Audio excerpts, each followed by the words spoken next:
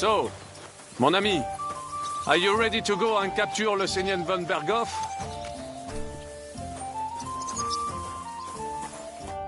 Me? Yeah. But I hope your mercenaries will be up to the job. Ne t'inquiète pas, mon ami. Le Seigneur Morgenstern can always be relied upon. Who is this Morgenstern? C'est un bon ami à moi. We met years ago au Grand Tournoi de Lorraine, at the estate of the Duke there. Can he be trusted? Le Chevalier Morgenstern is not only a warrior, but also a serious patron of the arts, a man of renown. How did you find Morgenstern? Pendant que vous étiez chez les Hongrois, I went to Kuttenberg. Le Chevalier Morgenstern was with Sigismund, but he turned him down because, le roi n'a pas d'argent. The king has run out of coin. So he's just an ordinary mercenary? Not ordinary. He's a renowned condottiere. Where does this Morgenstern come from? From Brunswick. His ancestor fought for Emperor Charles. A good house, mon ami. So why is he earning a living as a mercenary? C'est une triste histoire. He lost considerable estates due to his relatives and battles in Eastern Prussia. So he became impoverished? In truth, it was more his passion for art that led him to ruin. Sir Vaculin, you've had an exciting life. Tell me some stories. Bien sûr. Your interest is gratifying and quite understandable. Where does the name Brabant come from? That is simple. My compatriots call me that because I am originally from Brabant province. And, the name stuck. One day, I shall tell you about my place of birth, but I am sure you will long to hear about the conquest of Arezzo, yes? Or would you rather hear how I saved the King of France from certain death?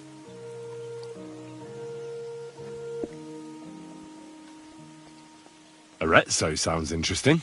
And so it was. That is where I earned my knighthood from the great Enguerrand de Concy himself, the commander of our Naples campaign. Enguerrand arranged his forces for battle, and I was put in charge of one of the cavalry units. Out of nowhere, the enemy appeared on our unprotected flank, and Enguerrand set me to hold them back so our main force could regroup. But I saw a gap in the enemy's main phalanx. I sounded the charge and sped forwards.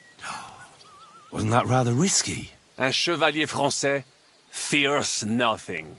I reckon King Sigismund would think otherwise after Constantinople. That was completely different. Alors, I caught them by surprise. I hacked my way to their standard and broke through all the way to the enemy's reserves. My attack sowed confusions in the enemy's ranks that encouraged the overlords who raced to join me, scattering everything in their path. And that is how we won the famous victory at Arezzo. Seeing that the force that was supposed to protect them had been routed. The city then surrendered to us. No doubt you had no inkling at Maleshov what a knight you had the honor to meet. And of course my feats on the field of battle do not end there.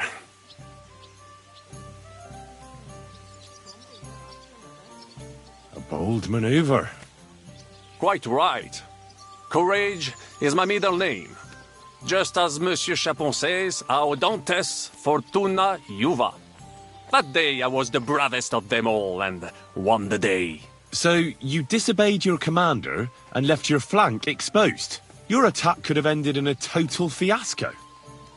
You were lucky the others came to your assistance and your entire force didn't collapse. I hear this speaking, but you are still wet behind the ears. So, I can forgive you. In short, I saw an opportunity and took it.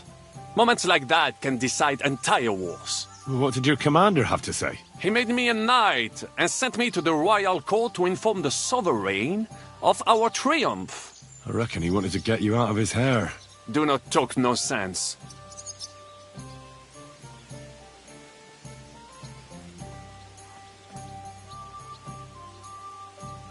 What other feats have you performed in battle? Oh, many, mon ami. For one battle does not make a warrior. It would take a week to recount them all, so I will just tell you about my second greatest feat. On the Italian field, we faced John Hawkwood, a ruthless Englishman and a fearsome warrior. Surrounded, we were at his mercy. Night fell, and we knew he would attack at dawn, and that would be it.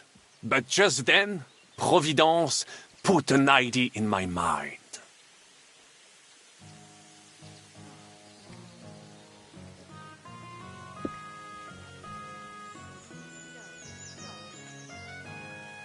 Well, don't keep me on tenterhooks. Go on. Unobserved, I mounted my horse and set off to find help. And, La Dame Chance was exceedingly kind to me that day. As I rode away, by chance, I stepped it off of our horses. Thinking we were trying to break through, Les Anglais went to head them off. But while the English were occupied with my Marseille, our units managed to flee. I saved many men from certain death that night, and many lords from the disgrace of capture. Needless to say, I was generously rewarded for my valor.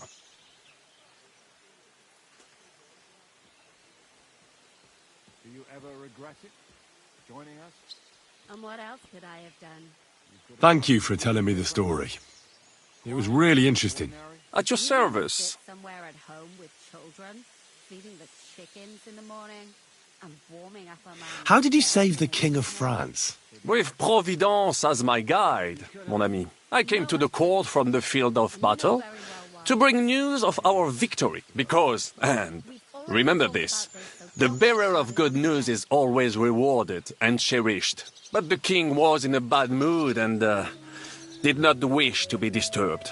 Maybe I thought the news of our victory will dispel his ill humor. How could you tell him if he didn't want to be disturbed? Ha! I climbed up to his balcony and into his chambers to surprise him with the joyful tidings. And lo and behold, the king was writhing and gasping on the floor, overcome by one of his fits. Wasting not a moment, I dashed over to him and unblocked his throat, thus saving his life. In return, the king bestowed on me the title of Échanson, or cupbearer, and other generous gifts. And I then spent a while in his service at court.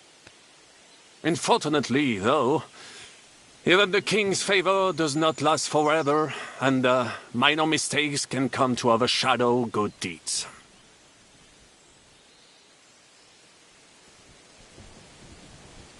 What happened at court that led to you being out of favor? Well, perhaps I shall tell you some other time. Would you not rather hear about the glorious duel between Le Gris and Carouge?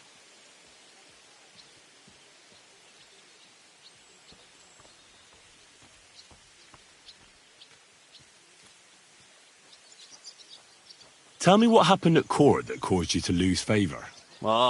A major setback and a gross injustice, mon ami. It is an unhappy memory, because it was the first time that La Dame Chance abandoned me. It's nothing to be ashamed of. We can all learn from our failures. And I bet even your failures make for great stories. Oui, that is certainly true. Very well then. I suffered a combination of misfortunes all at once. But bad luck in business and on a hunt were the worst of all.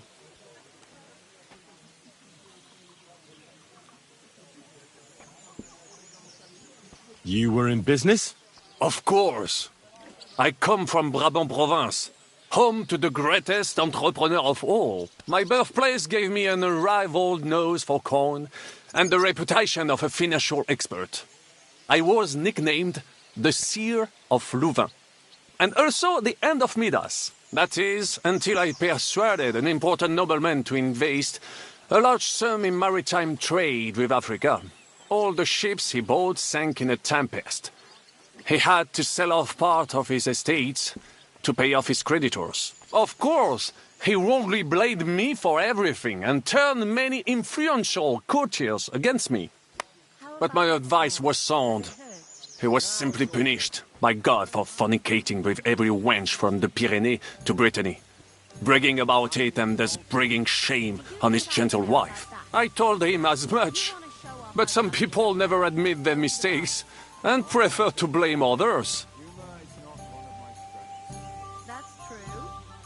Fortunately, I'm not with you because of your... A sea voyage from France to Africa. For your beautiful eyes. You must have known that was a massive risk. A risk, perhaps. But think of the fortune to be made. A man must think big if he wants to achieve greatness, no? Big ideas often lead to big trouble. Storms, pirates, sea monsters, uncharted waters. It was a disaster waiting to happen, Baron. You should have tried the Baltic trade route. You are right.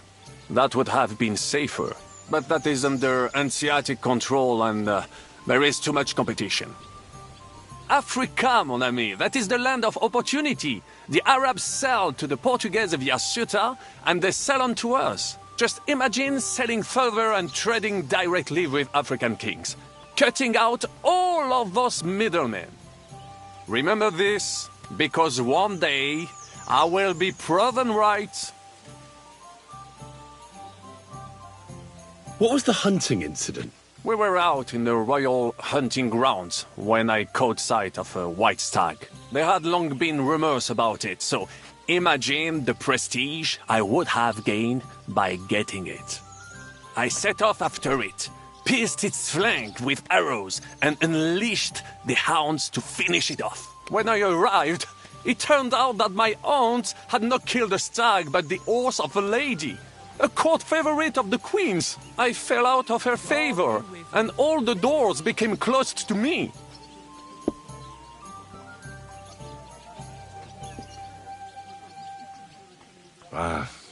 You were damned unlucky. But that could have happened to anyone, couldn't it? Quite right. I'm glad you are sensible enough to agree with me. A misfortune like that, which could indeed happen to anyone, would make lesser men roll with laughter. But the other lords were afraid I would outshine them, so they were waiting for a chance to get rid of me. And that chance came along, unfortunately. Jan, is something wrong? I've known you for a long Luckery and Cargouche. Something's eating you. Sounds like a pair of jesters. En aucun cas. Jacques le Gris and Jean de Carouge. There's two great knights were in a legal dispute over an estate. But above all, when de Carouge was on a campaign, Le Gris fornicated with his wife. She claimed that he had raped her, while he said he had seduced him. And because everyone swore to their own truth on the Bible, the matter had to be settled by combat. First, they jousted. Then they fought on foot with sword and axe. Le Gris thought victory was in his grasp, but de Carouge suddenly pounced on him, wrested him to the ground, and beat him so terribly that he knocked off his helmet and cuirass. Even so, Le Gris refused to admit his guilt, and de Carouge drove a dagger through his neck. And if you promise not to tell, I will let you into a secret about that dagger. Tell me the secret. I promise I'll keep it to myself. Bien. As I say, de Carouge killed Le Gris with a dagger. And I found that dagger in the mud after the duel. A blessed blade, an instrument of divine justice.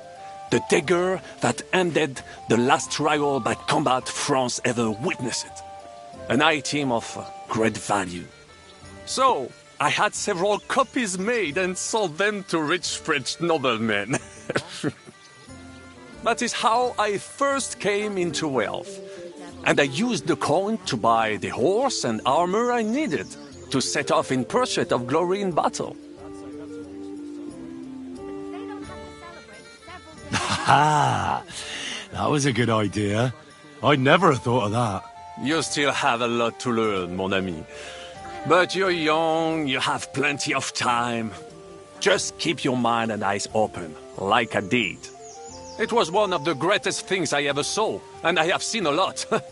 Believe me, half of France came to watch, including the king himself, who then banned trial by combat in France forever. I later told the story to anyone who was interested. One of my listeners, a certain Froissart, wrote my icon down and became famous. I could have written it myself, of course, but I am happy to help others find success. Tell me about Brabant province. Is it far from here? Quite far. From Bohemia, you would go to Bamberg and then follow the river Main until it joins the Rhone. Then you sail down the Rhone until it reaches the sea. And there, between the river and La Flandre, you will find Brabant, with its wealthy cities. Anvers, Bruxelles, Louvain, and many others. But those three cities are the equal of Paris, Rome, or your Prague. Both the Dukes of Burgundy and the Imperial Princes would like to annex our land to theirs, because its flourishing trade has made it rich. But like everywhere else, you can only come into wealth by birth or by enterprise, which is how I did it.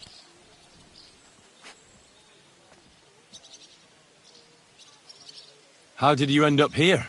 Leaving the court with a modest sum, I launched to visit faraway lands. I traveled a lot, spending time in various countries, and having many great adventures. When I learned that l'Empereur Charles, that great friend of France, had built the magnificent city of Prague in Bohème, I had to see it. So people in foreign countries speak highly of Prague? Bien sûr! It was abroad that I heard of King Wenceslas' silver city and its reputed vast wealth. I bought the abandoned Miskowitz estates and shares in the Kuttenberg mines. And for a time I settled here to provide for myself and wait for King Wenceslas, whom I wished to serve. But even here fate did not let me be. When Sigismund brought his army to the city, I appointed myself to lead its defense. For how better to make King Wenceslas aware of me than by saving his beloved city? Victory was assured, but the burghers had other ideas. The city was handed over to the enemy, and I with it, stripped of my possessions. I languished in captivity, until fate again stepped in by sending you to Maleshov.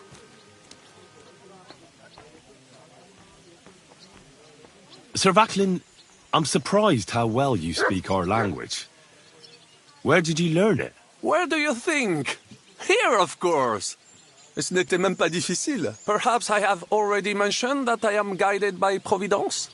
She endowed me with many talents, mastery of language among them. I can communicate almost everywhere in the world, and learn every new tongue in a trice. I now speak French, German, Italian, Latin, Hungarian, and Czech. Some English, though that is only a necessary evil. Thanks for sharing your stories with me, Sir Vaclin. Is something wrong? Not really. I've known you for a long time, and I know when something's eating you. What do you think of our band of outcasts? Well, I cannot say I expected to end up in this kind of company. I am more used to royal courts or, at least, wealthy burghers. But a man must accept his destiny as it comes. What do you think of Zizka? The Chevalier Jan? Can't let that consume. Well, he's not doing badly for a minor nobleman, but I think he will never be accepted among the higher nobles and knights. That takes a lot more. Mark my words.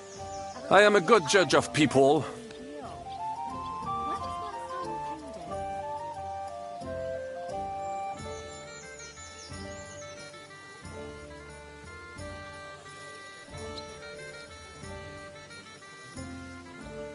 How do you get on with Sir Hans? Oh, young Lord Chapon may be inexperienced and hot-headed at times, but he's one of the few here who knows how to play chess.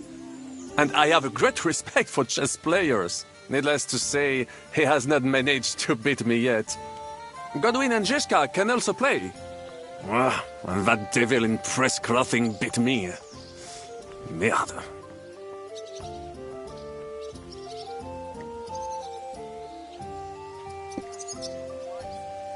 Have you met Godwin? The priest who is very skilled with a sword. Priests should not be such good swordsmen.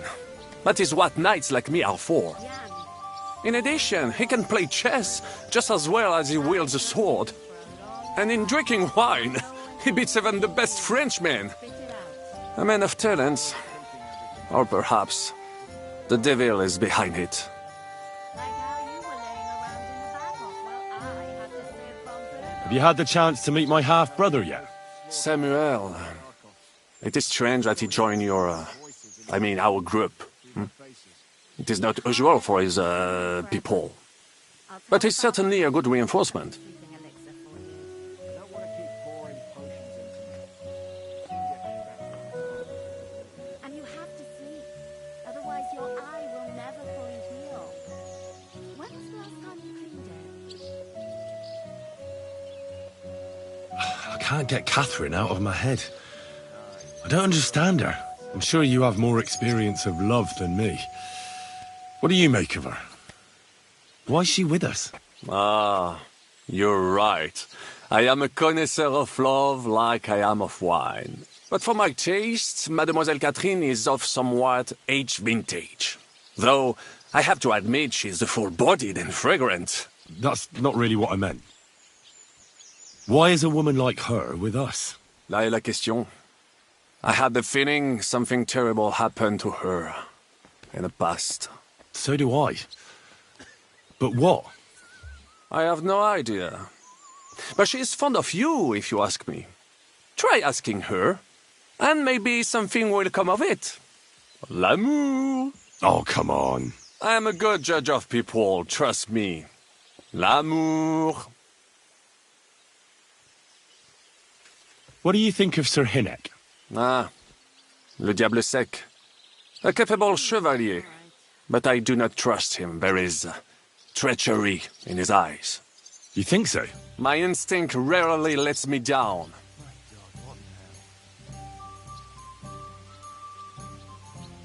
How do you get on with Janosch and Adder? Oh, those two. Once in Kuttenberg, I also had a servant who pretended not to understand me and thought I did not understand him when he spoke German in my presence. But he was wrong. He is no longer my servant. What do you think of Kubienka? A good warrior. But he has no morals and no manners, like all mercenaries. Well, I don't think he cares much about that. And that is just the problem. How can you trust a man who does not want to be a knight? About this merry band of ours. Tell me, how did the siege of Kuttenberg go?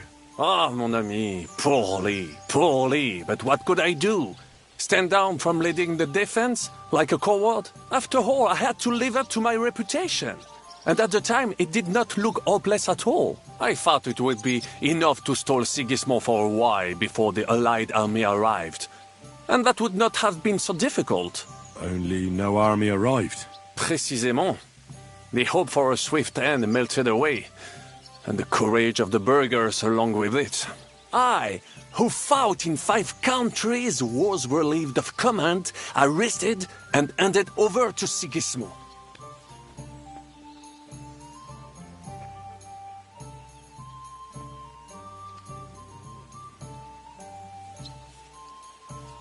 What other countries have you fought in?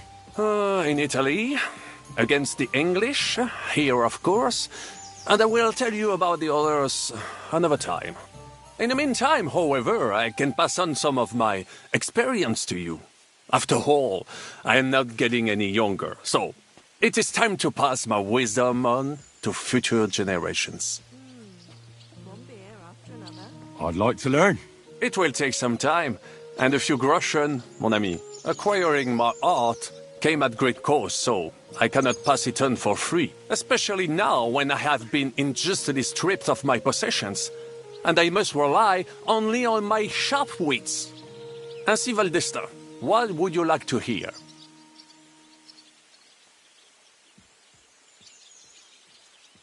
Baron Brabant, tell me a little about the world beyond the borders of our little country.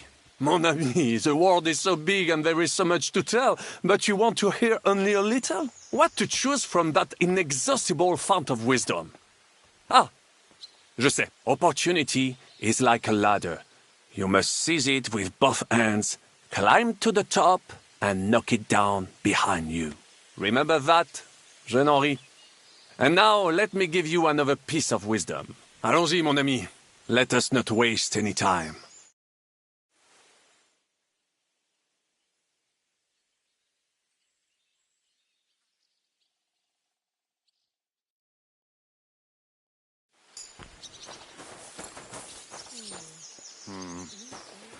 Oh well.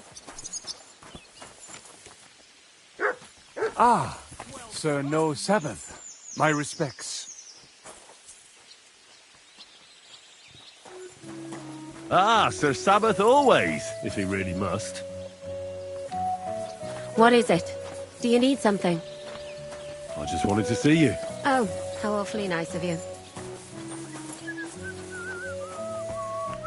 Henry, good to see you.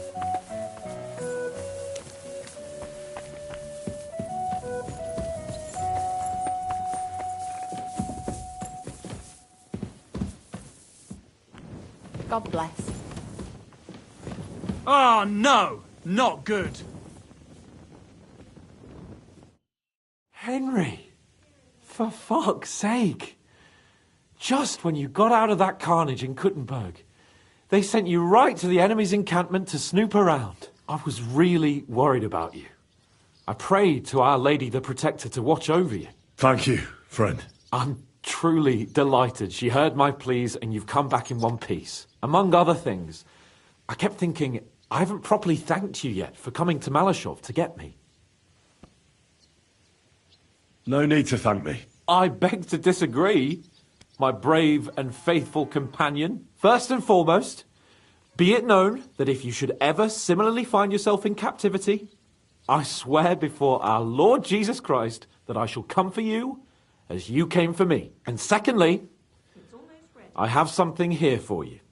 A truly knightly reward for your knightly deed. A hunting bow that has no equal in the province.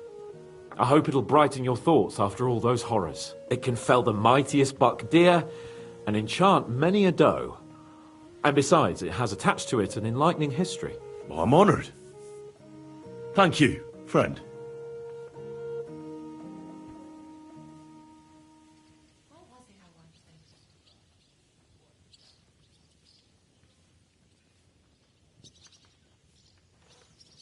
Just a moment. This bow looks familiar. I believe I saw it among Margrave Yob's things. Good heavens. You really don't miss anything, do you? When I found out that Yobs would gladly leave me locked up, it got my blood up. So, to pay him back, I relieved him of the bow in Raborsh. And it was immediately clear to me that that bow should go to none other than you.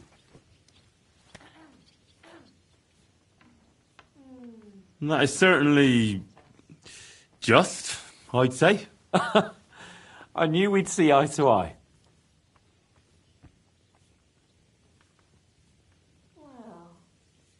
What do you make of this Brabant fellow? He's unquestionably a remarkable knight, that Vakelin. He rambles on a lot, though. My head nearly burst listening to him sometimes. Although it was better than being stuck there alone. Otherwise, he seems to me like a bold and worldly gentleman, if a little obsessed with wealth.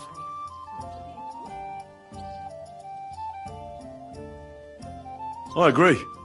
He seems quite likeable. And he's got a score to settle with Sigismund, like we do. He certainly has.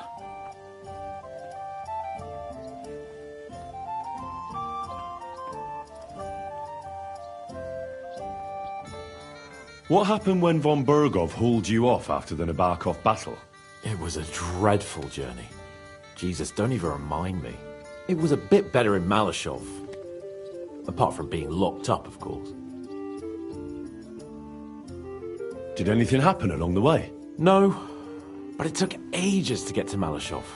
4 or 5 days in that god-awful cart. I was travelling with von Owlet's minions.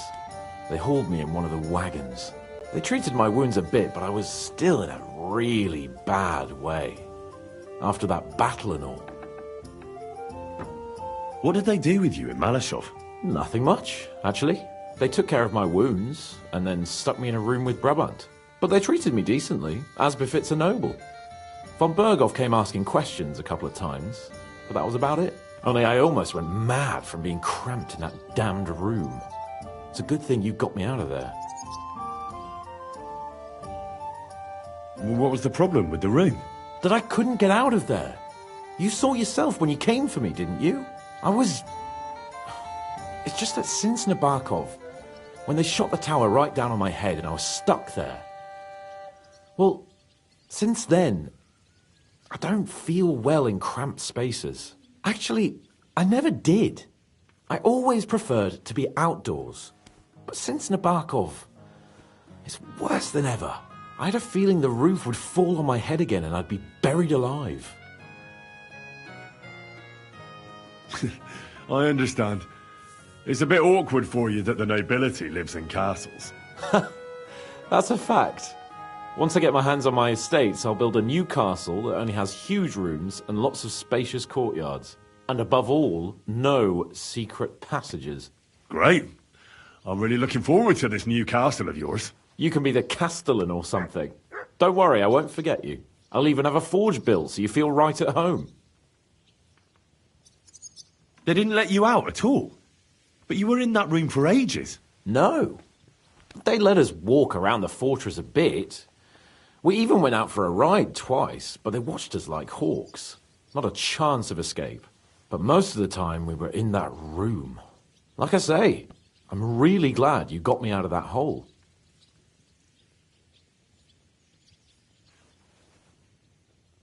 What did von Berghoff want from you? Just the usual courtesies. The captivity of nobles has to observe certain formalities, you know? It's not like they could just throw you in some hole. They behaved fairly respectfully, but of course he was fishing for information about Radzig and Hanush and especially Jobst. What they're planning, how many men they have on the field, who else they're negotiating with and that.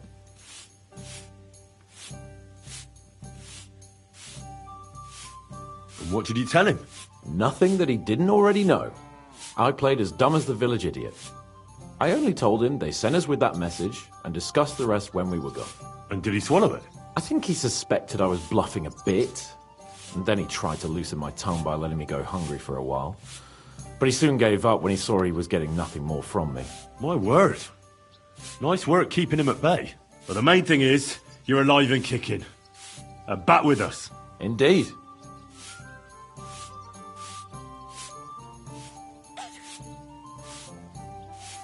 Why is it so important to capture Otto von Berghoff? Isn't it obvious? Pray enlighten me. Look, Otto von Berghoff is the supreme chamberlain of this land. He's in charge of all the royal towns and monasteries, meaning he is worth his weight in silver. So, it's ransom we're after? Not quite. Von Berghoff is one of the leaders of the League of Lords against the king. If we want the lords to free our king, we have to force them to do it. And capturing von Berghoff would be the best way to do that. And to think, until recently, you couldn't give a damn about politics. How does Zizka want to attack Malashov? He didn't tell me much, but I got the impression it'll be a bit different compared to the usual tactics. A major operation. Such secrecy.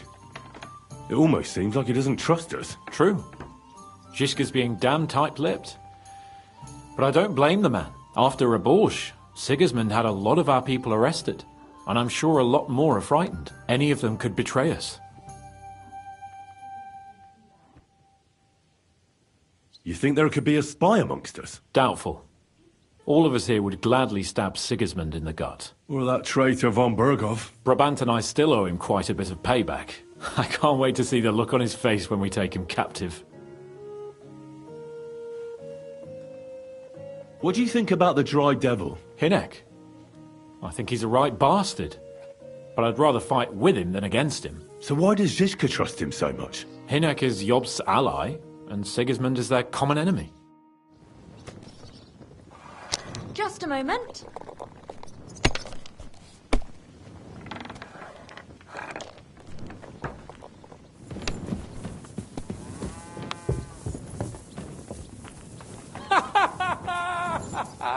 The money's mine!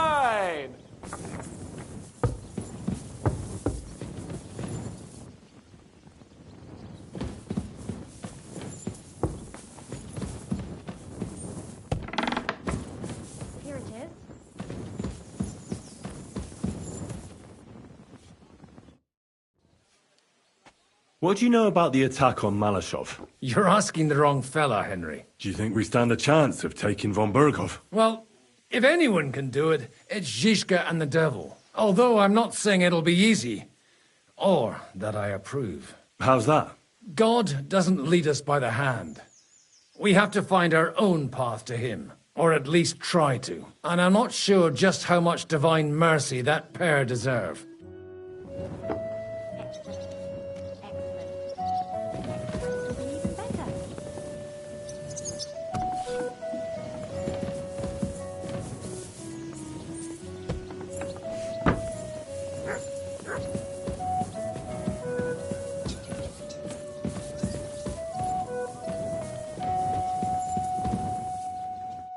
Greetings. What do you need?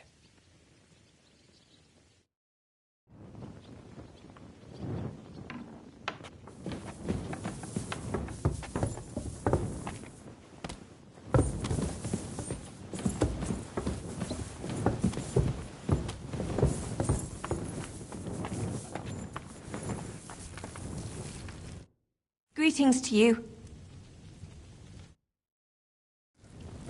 I'm seriously curious. I'll be right there.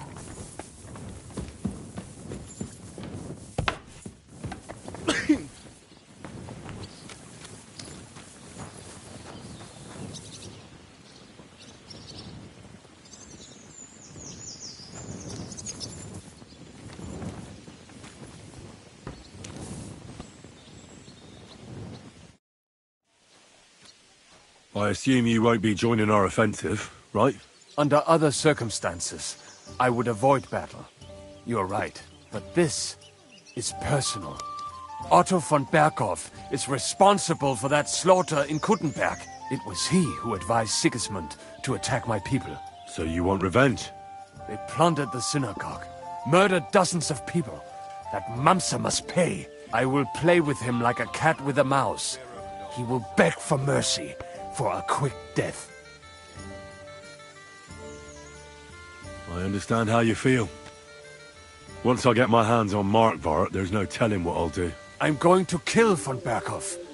Even if Zizka is against it. Fuck him! It was I who got the money for everything. So no one is going to tell me what I can and cannot do. What about you? Why are you willing to fight?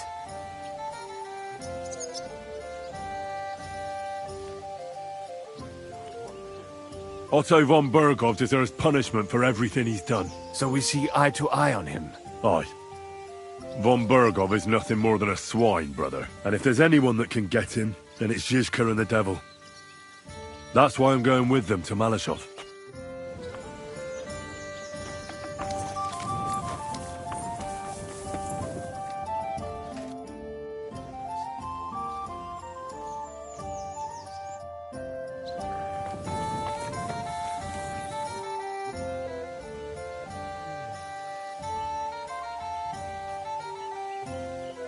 So this is a popinjay contest, is it? What exactly do we have to do? There's nothing to it. You get your arrows, stand on the mark, and shoot down them strawbirds I set up around the range as fast as you can. The winner's the one who knocks down the most strawbirds. If there's a tie, whoever finishes shooting first wins. Any idiot can understand the rules, but that doesn't make it any easier. So if you're not feeling too sure, you'd better see how you get on with the beginners first. You may not win as much because the stakes are lower, but you have a better chance.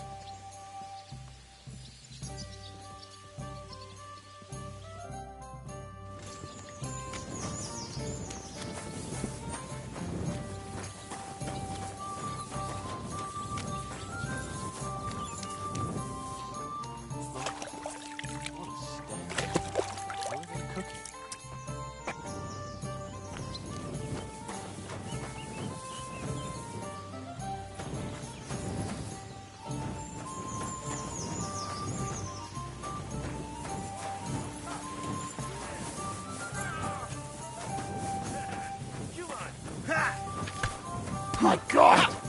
The simple joys of life, eh, pal?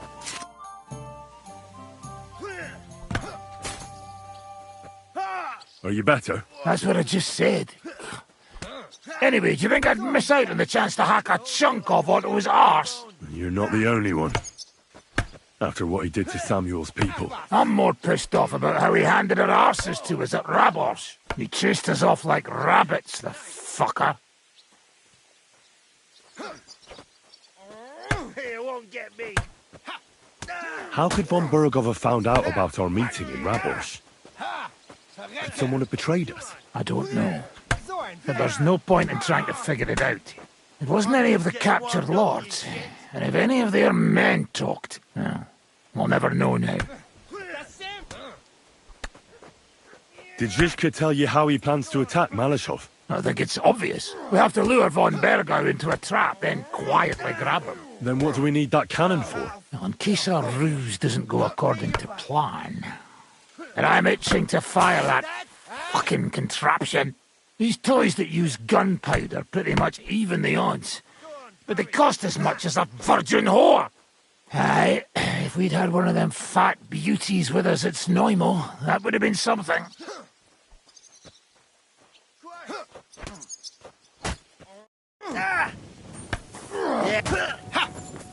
Hey! Scheiße!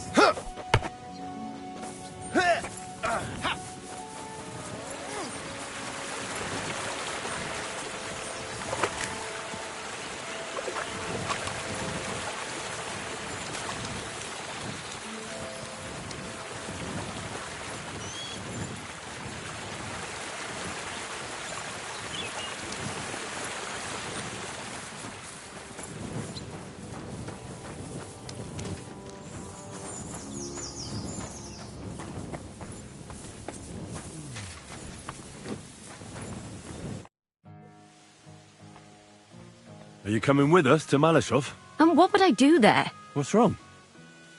Are you upset? Am I supposed to be happy? Oh, for Christ's sake, you're all the same. Why do I even bother trying? You'll all just end up getting killed. If you're talking about that plan, well... Jan still thinks it'll be easy to capture von Berghoff.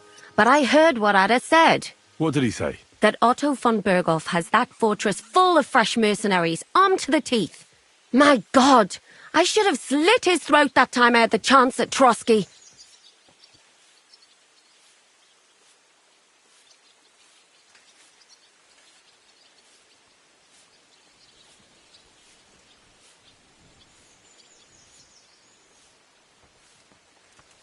Don't worry.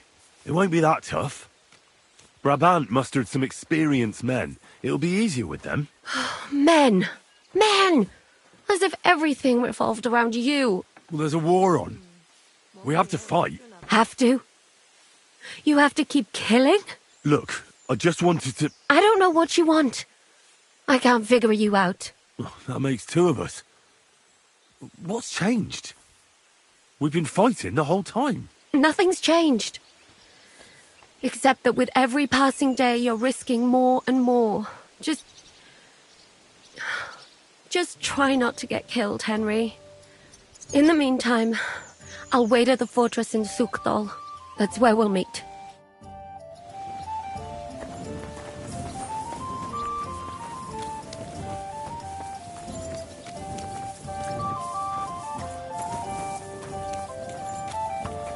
Today's batch turned out well, eh?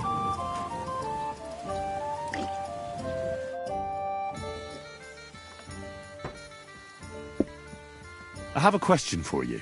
Ask away. Why is this place called the Devil's Den? Why do you think? Take a look at the regulars. They're all rogues, cutthroats and smugglers. Would you prefer the noble elite? Well, I didn't want to attract any unwanted attention, but the hopping hair never really caught on.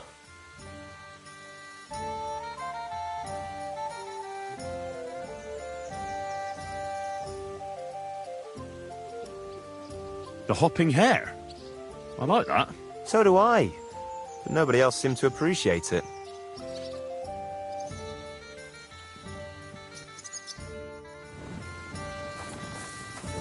Here we are.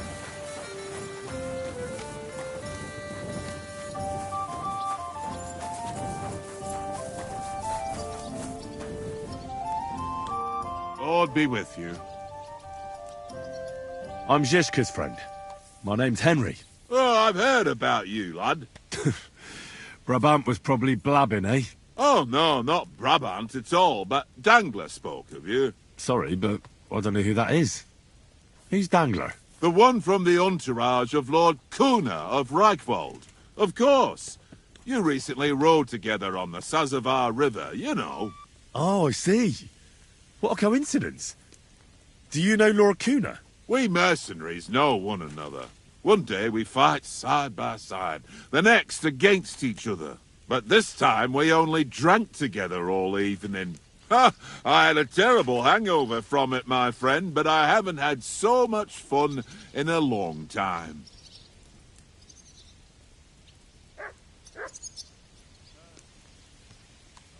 What did they tell you about me? Only good things, like you're not a coward and you're a good fighter. Even Lord Kuna himself said he would welcome you with his retinue. Well, I'm very honoured. Aye, you're right. They're quite the scoundrels. Capable scoundrels, though. If Lord Kuna doesn't fuck everything up, he'll be going places.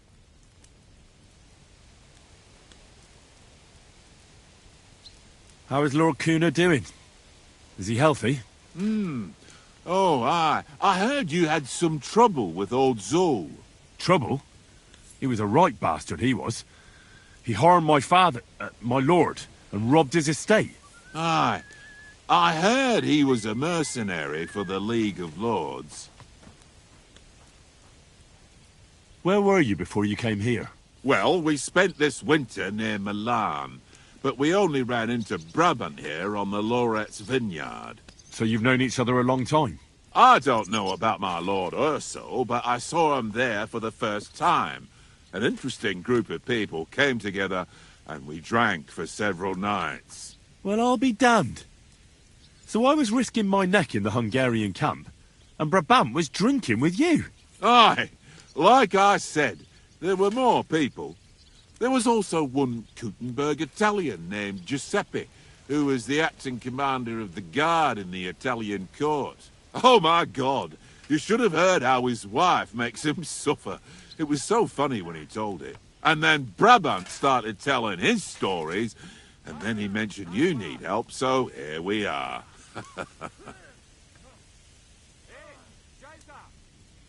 How much money did Brabant promise you?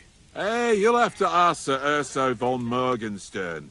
It's his business. So you don't know what exactly they agreed on? I have no idea, my friend. I'm just heating up water and grating carrots here. Seriously? And why not, if you enjoy it?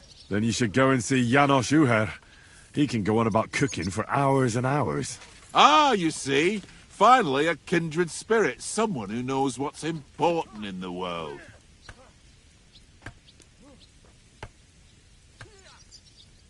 What weapons do you have?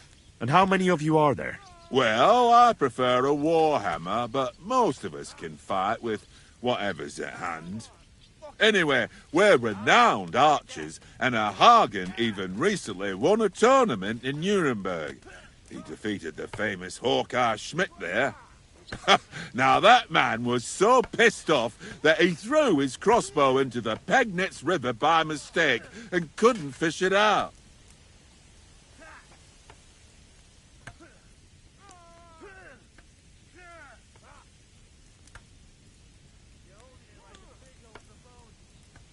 Take care for now. Bad luck.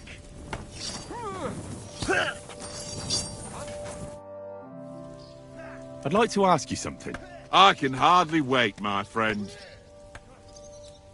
Are you a cook? Aye, but it's no big deal. I just got sick and tired of eating that disgusting slop on the road, so I learned to cook. That's actually a pretty good reason.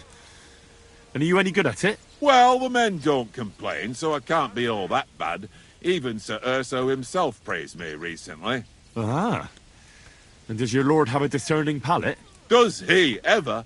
He likes sweets, but he enjoys good Italian food above all. Aye, Italy. What a land. Great wine, beautiful women, and delicious food. Every mercenary likes to go back there. First Geld, oder für die Freude.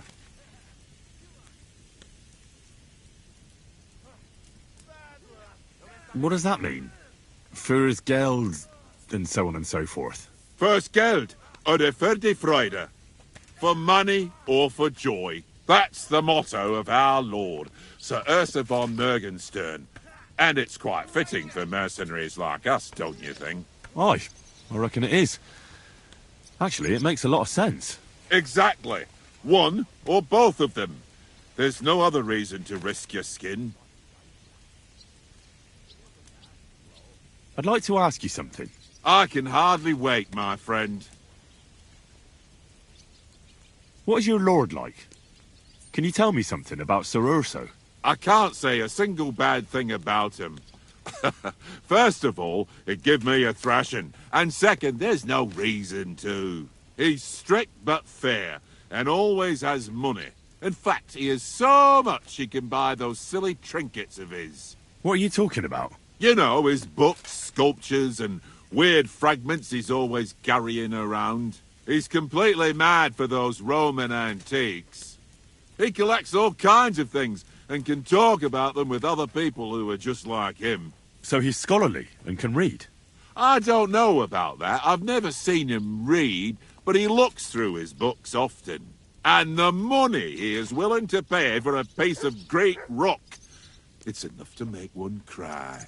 He's so crazy about those ancient fairy tales, he even named his horse after some monsters or something like that. It was good to see you, my friend.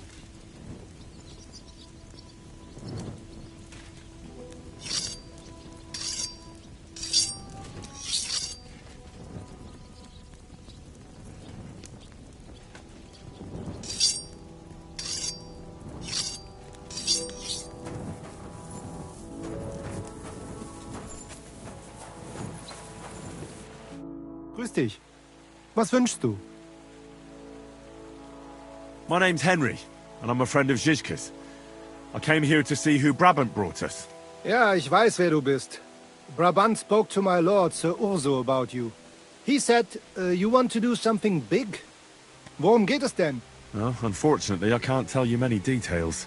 I don't even know them myself. Zizka is being awfully secretive about it. Macht nichts. Das ist egal. A war is meant to be fought, especially if you pay us well. Fürs Geld oder für die Freude? What weapons do you have? And how many of you are there? Entschuldigung, mein Freund. But you'd better talk about that with Herr von Morgenstern. Die ganze Truppe, including the horses, belong to Sir Urso. All right. I'll ask him later. Ganz wie du willst. And if you want to play some dice with me, I'm at your service.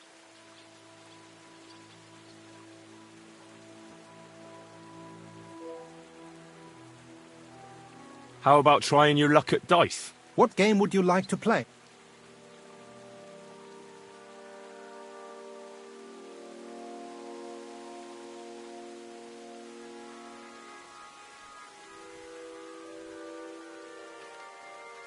Lords. What else? Let's play.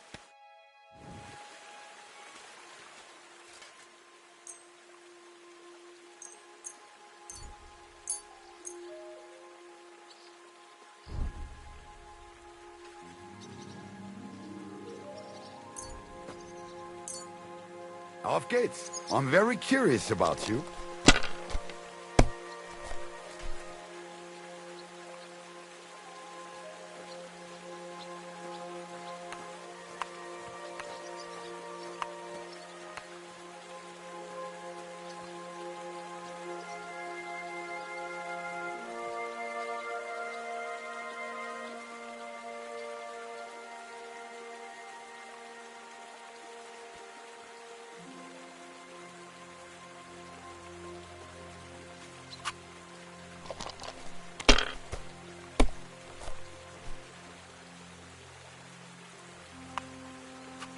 Let it be now.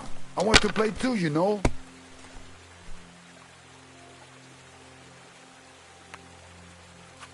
Have you lost your mind? You're going to lose everything.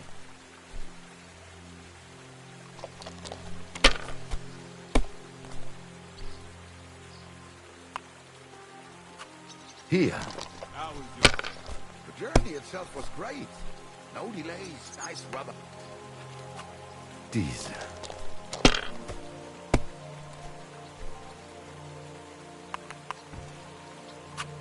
Nein, gar nichts. I'm done.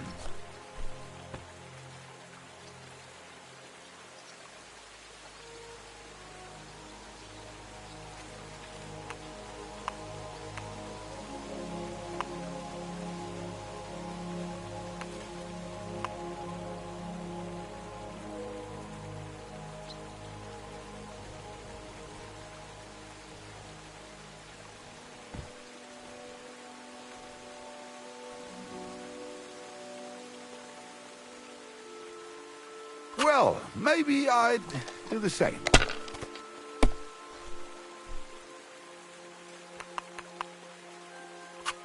Das war's. You're up, my friend.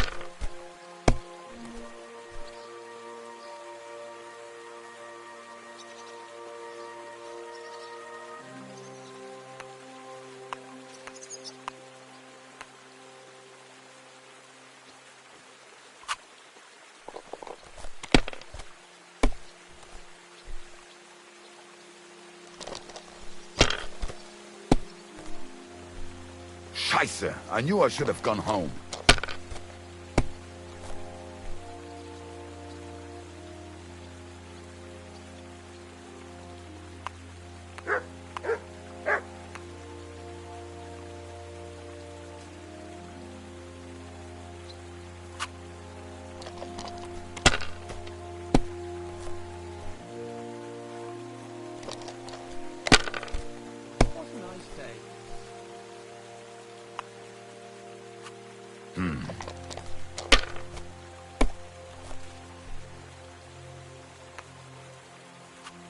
Diese.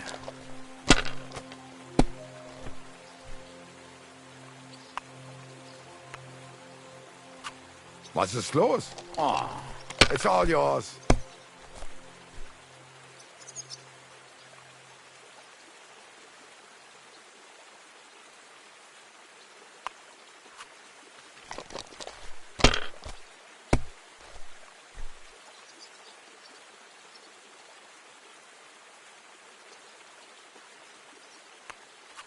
If I was you, I'd take it.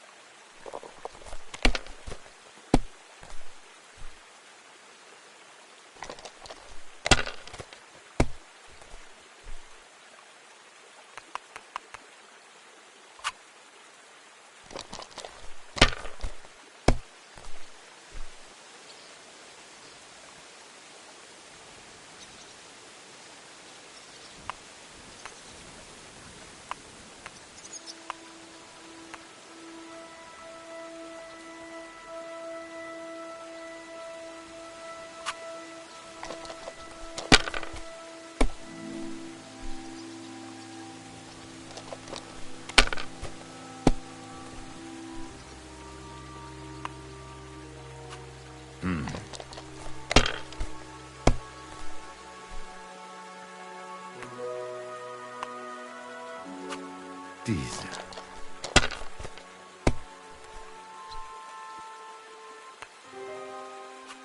Hier.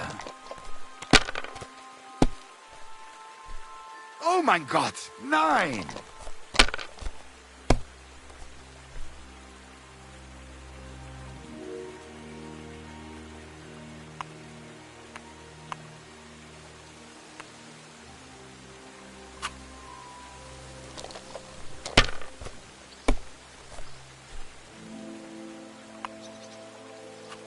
Schön.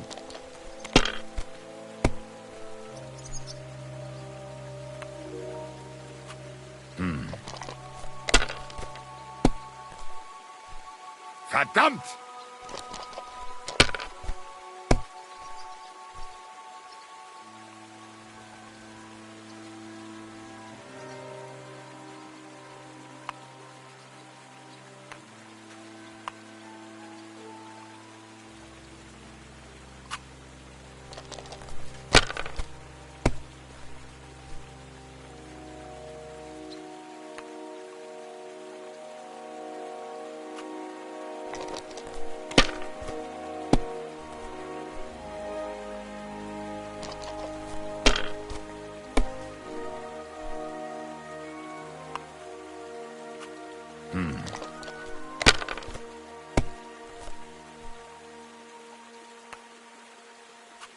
Hier.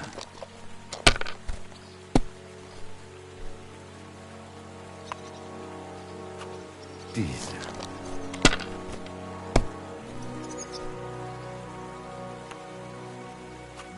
Schön.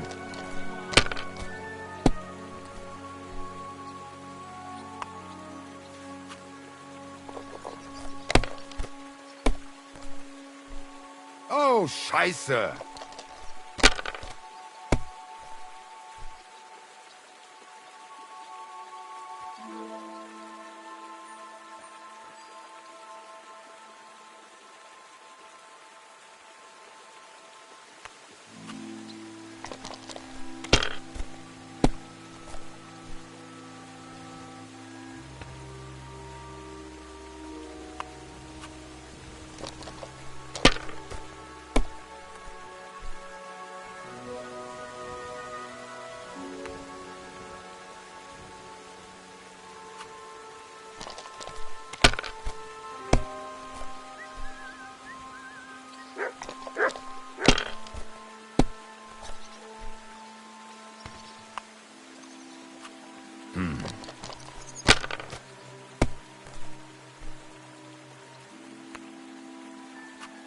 Schön.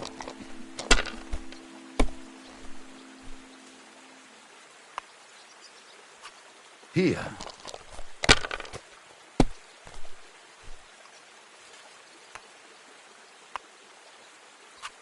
Was ist los? Oh, it's all yours.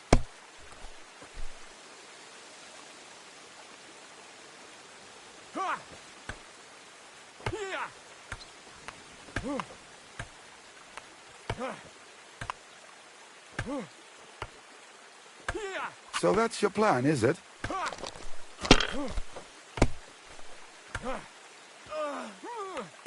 Wanker! Come on! Go on, parry! Diese.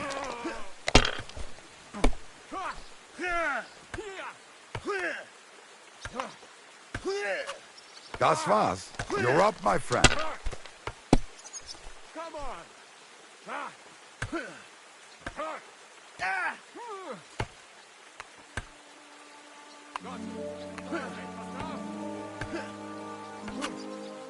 Das ist nicht möglich. Das ist einfach nicht möglich. You won. The money's yours.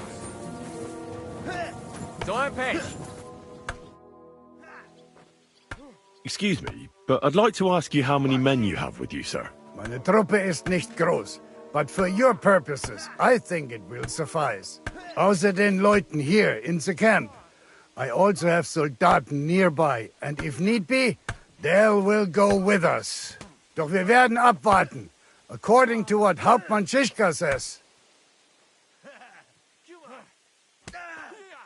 What did you agree with Goodman Brabant? How much did he promise you? Enough to risk meinen Hals, my neck, for you. Half of the reward in coin, in advance, and half in booty on the spot. You pay for any losses of the horses and archers. If your plan fails, you shall pay us the rest of the money we would otherwise get. So you already know what the plan is? All I know is you want to capture some small fortress. You get inside, we take care of the rest. Kein Stürmen der Mauern und no sieges. Just a quick, clean job for my men.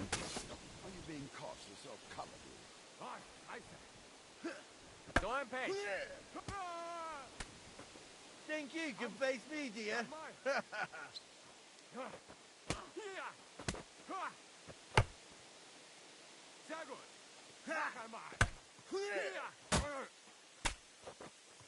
Komm, nochmal. Now stand. You won't be able to take another one like that. What weapons do you have? What can we rely upon in combat? Meine Truppe has the power of eine Lanze, and my people are experienced archers. We know how to take care of ourselves. And how many of you are there?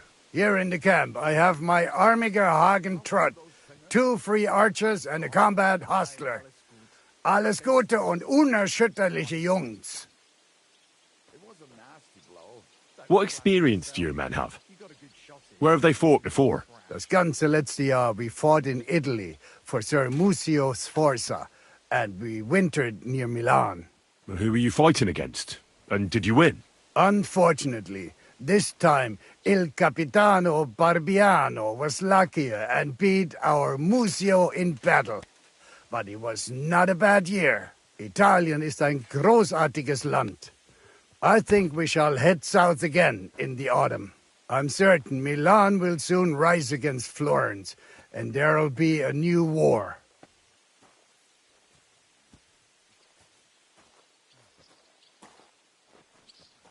I've heard you collect old things. Is that true? Aha. My reputation precedes me, eh? Do you know anyone around here with a similar interest? Oh, I only know a few, collectors of valuables. But you're said to be interested in fairy tales and precious stones. Mythologie. It's called mythology, and not stones, but noble fragments of art from Roman times. What does that mean? What do you not understand? Mythologie or the art?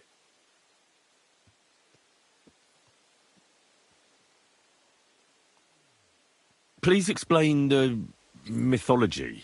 Well, I appreciate your interest, but I can hardly explain to you something so extensive and complex. Moreover, most Greek mythology is written in Latin. Do you speak Latin, sir? Mein Gott, I'm a collector, not some scholar who has to understand everything and at all costs. Tschüss, mein Freund.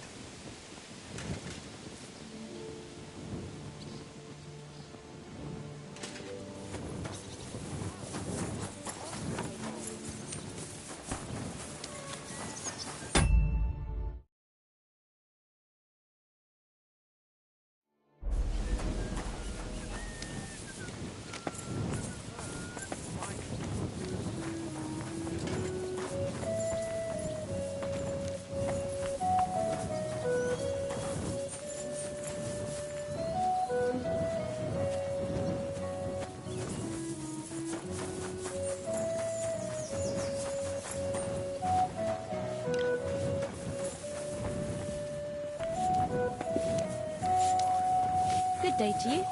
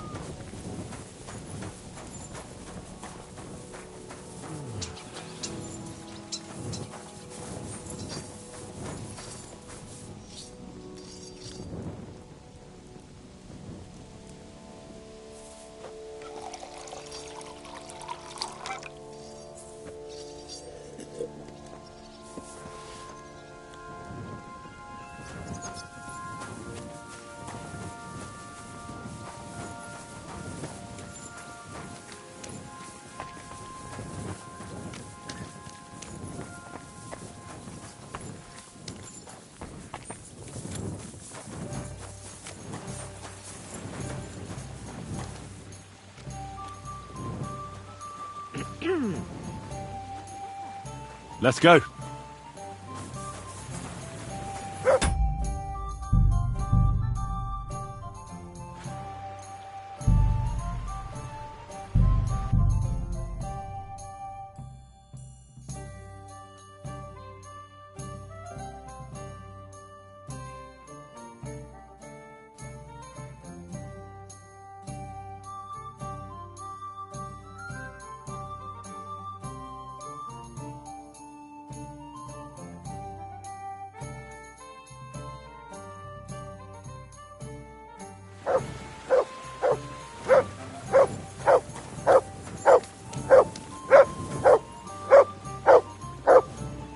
Look what I have for you.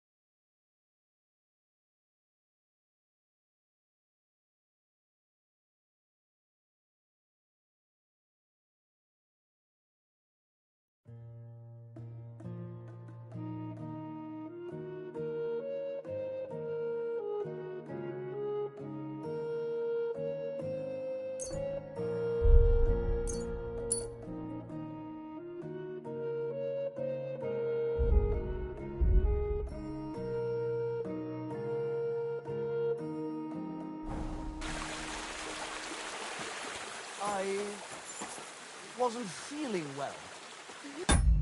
Feeling well, eh?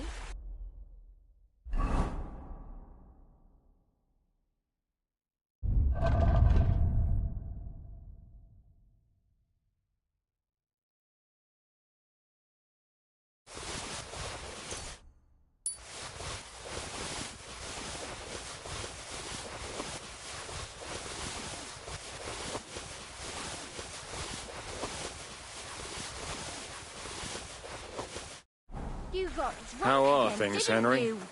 No, of course not.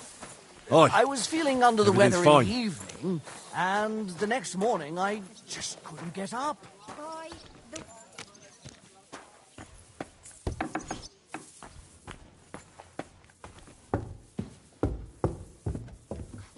What's the hold-up? What was it I wanted? God, what now? Courage! Hey, innkeeper! That beer!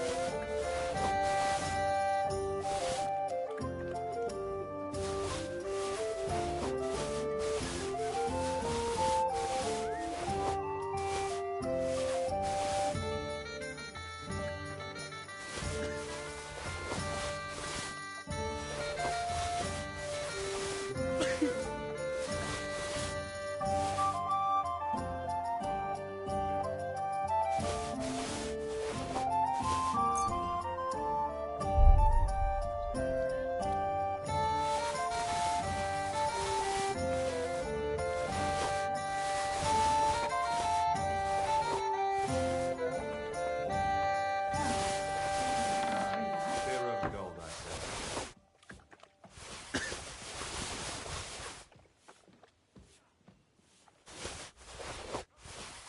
Filthy again. Damn it.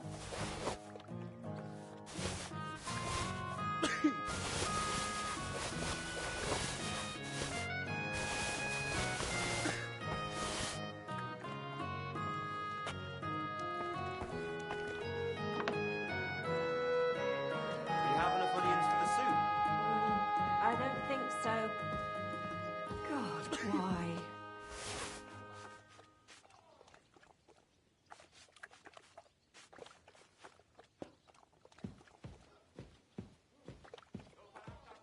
Here we are. Good.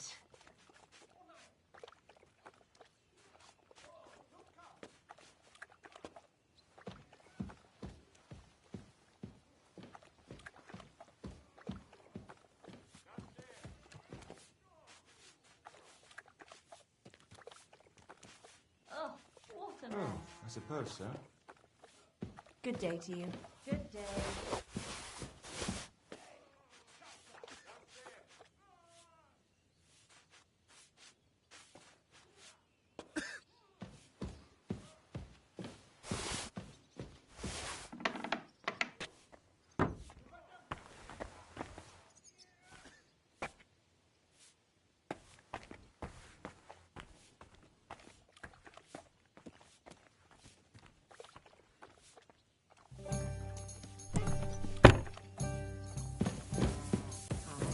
Lots of people.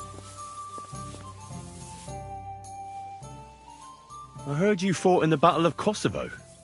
Is that true? Why wouldn't it be?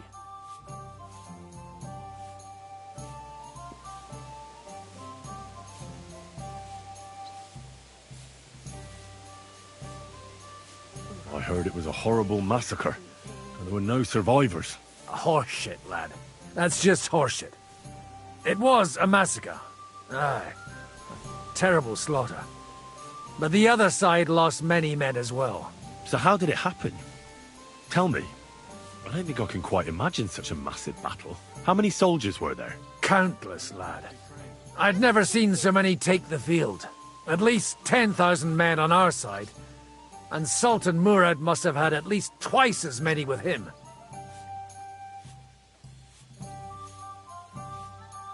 So how did the battle go? Lord forgive me, but it went to shit.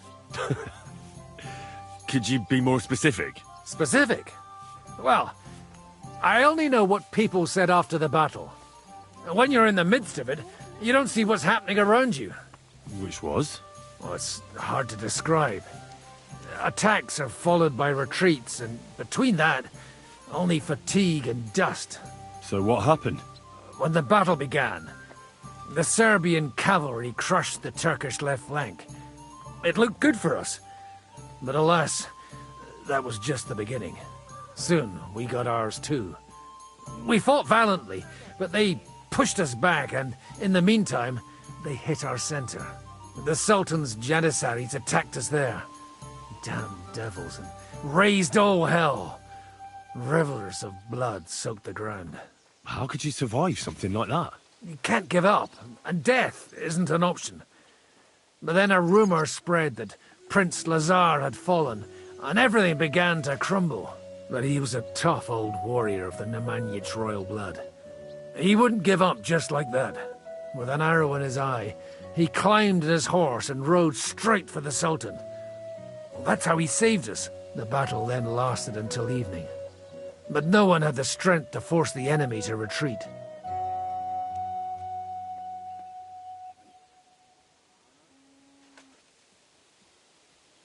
And where did you fight? In the saddle. I'm a nobleman, after all. But I lost 3 horses under me. So in the end, I also fought on foot. Most of us mercenaries were on the left flank, under the command of Vlatko Vukovic. But he soon got wounded, and the men began to flee. I mean, if it wasn't for Nicholas Gabriel, we wouldn't be talking here today. And who was that? The commander of our company. A born warrior, and a good friend. In fact, Zizka reminds me of him a bit sometimes. In any case, the fact that Gabriel had taken a command at that point meant our flank did not buckle, and the Ottoman rabble did not cut us to pieces as we fled. So who won in the end? The battle lasted all day, and in the end no one knew who had won, because both sides left the field. Only later did we find out. Prince Lazar had fallen there alongside all his Serbian nobility. Still later came the news that Lazar had been captured and executed by the Turks the day after the battle. They executed a prince? Aye. They beheaded him, because someone had slit their sultan's throat like a piglet. So you didn't win? It's hard to say. We held our own against the odds and survived. Only without their prince, it was just a matter of time before Serbia fell into the new Ottoman Sultan's lap. Fortunately, I didn't stick around to see it. All the same, even as I'm telling it, it strikes me what an adventure it was. I suppose time heals all kinds of shit. In the end, you forget the bad things. And yet, I can only thank God that Nicholas Gabriel was there. Your captain? Aye, him. We actually became friends of sorts. He even taught me one of his sword tricks. He did? Aye, really. I could even show you sometime. A memory of the good man who saved my arse on that day.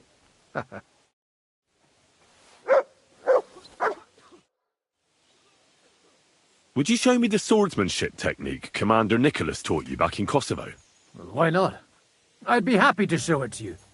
But whether you understand it is up to you. Oh, at any rate, you need to be quick and thorough. Because for once, you aren't attacking the head directly, but rather the opponent's sword. When you knock it aside, you open up space for a deadly blow. Now come and try it a few times.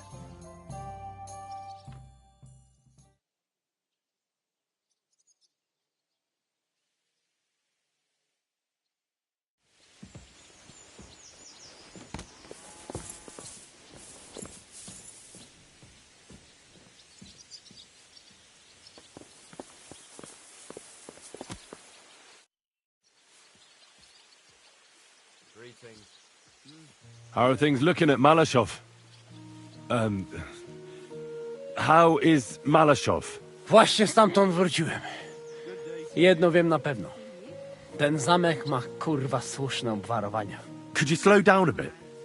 I'm trying to understand you, but I can't keep up. O co ci chodzi? This is going nowhere. I need Uher to translate.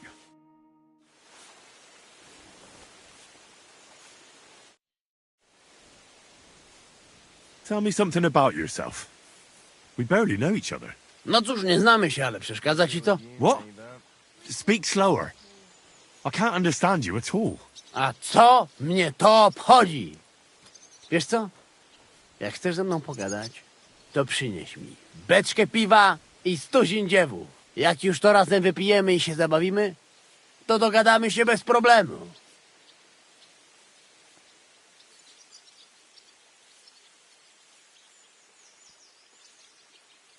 How is it that women throw themselves at you? To dar od Boga, Henryku. A może to dlatego, że mam takiego dużego kutasa. Ale mam dla ciebie jedną radę. Jak już zbałamucisz jakąś niewiastę, to spróbuj sprawić jej przyjemność swoimi ustami. Będzie cię bolał język, ale zobaczysz, jaka ona będzie zadowolona. Well, I didn't understand a single word, but I'll take it to heart. I'd like to get better with a saber. Do you have any advice for me? Tylko jedną, przyjacielu.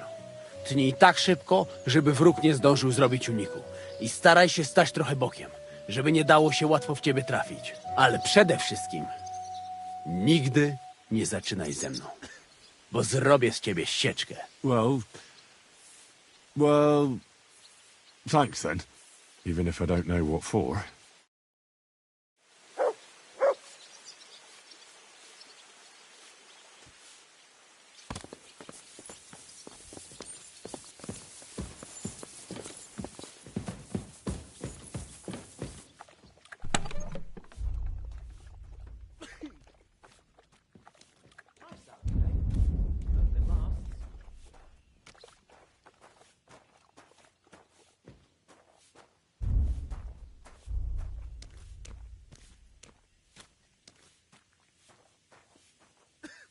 I'll be right there. Thanks.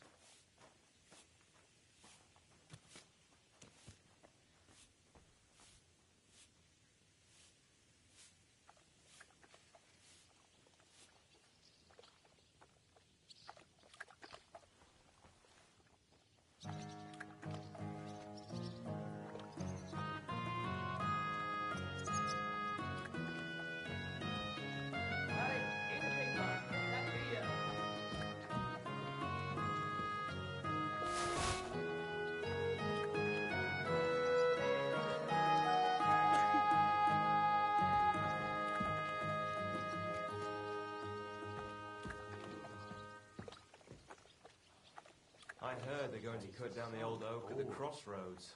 Oh no, make a fella cry. A lovely tree like that. It's a nice place to rest when you're passing by in the summer. The only bit of shade far and wide.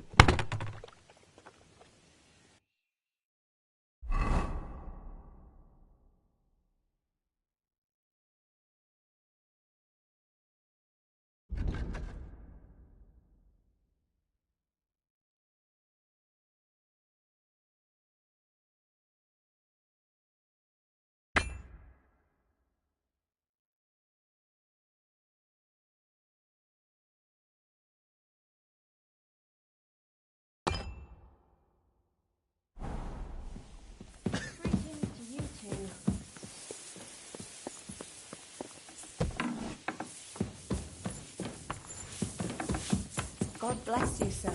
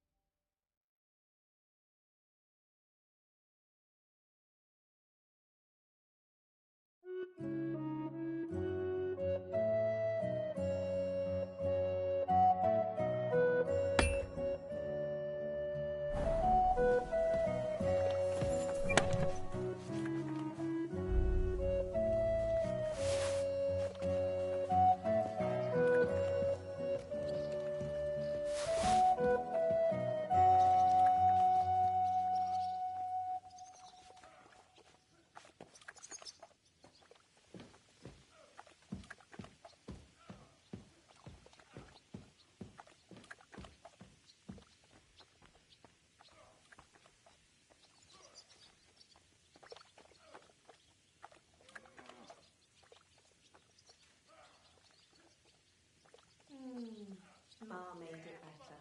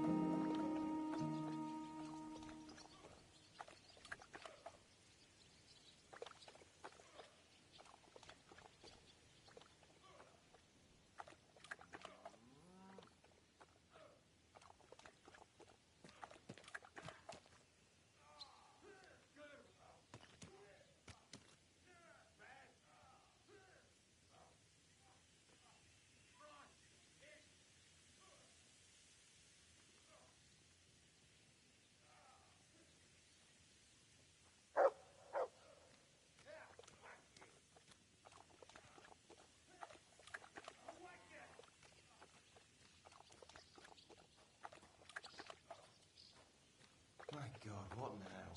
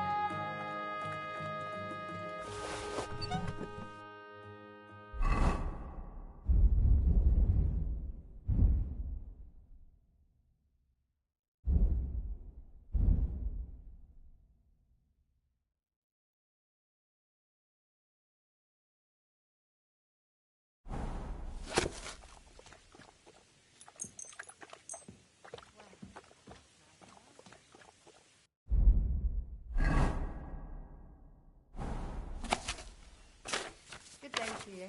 Yeah. Greetings.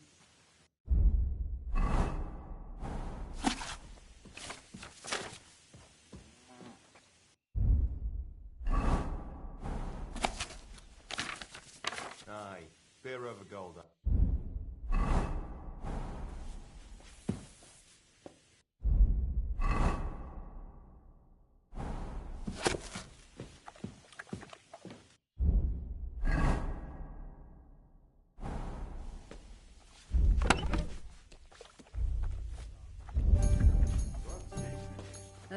What now?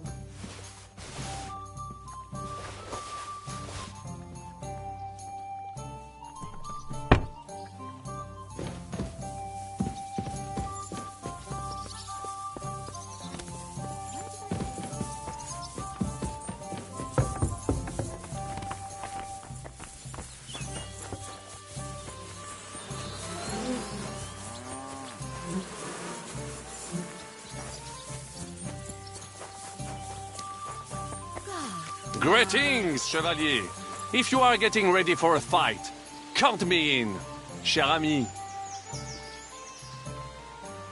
I always count on you, my friend.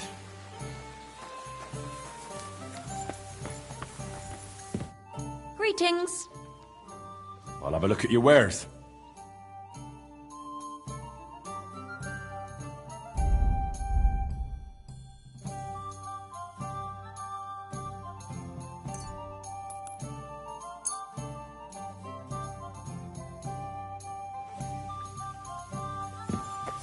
I'm sorry.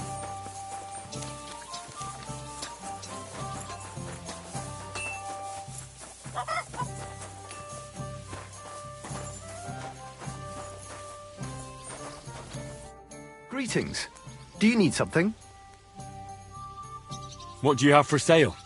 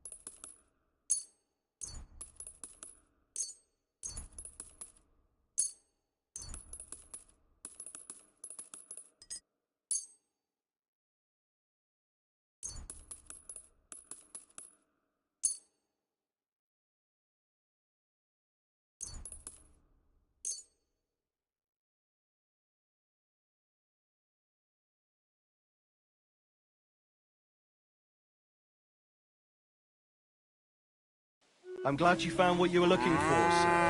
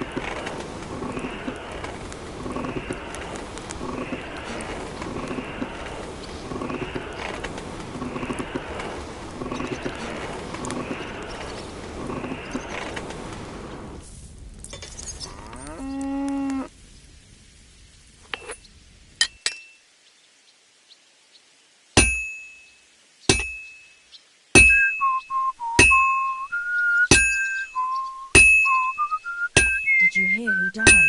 Ha, I thought it was old Bart, but then I heard him coughing his lungs up in the yard again today. Not a chance. That old coot will outlive us all. No, it was Jan, the beanpole. Him? But he was fit as a fiddle. What happened? They say he went to bed healthy, but never woke up. It's a mystery. Oh, that's terrible. His mother said he'd been complaining he couldn't feel his left arm, and that he was sick. Halfway there. And he was dead in the morning. Poor thing. Aye. He had his whole life in front of him, and next thing you know, he's being buried.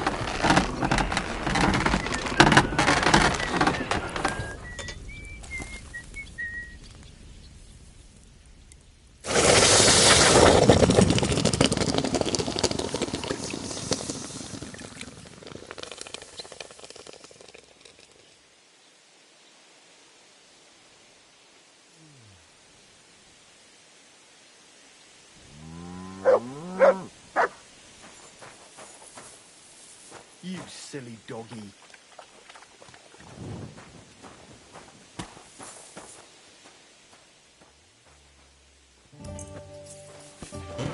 All right. This is already sharp.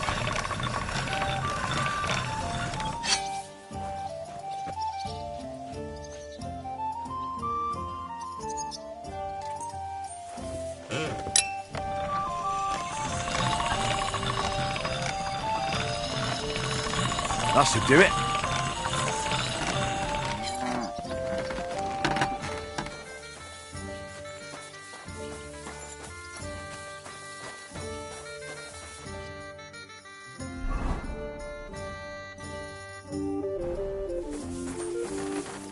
What a day that was.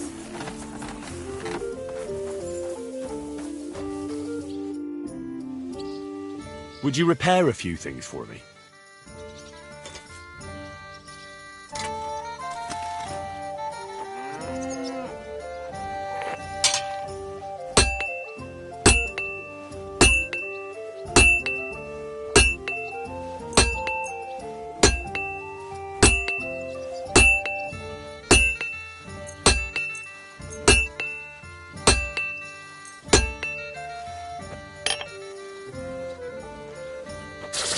Excellent!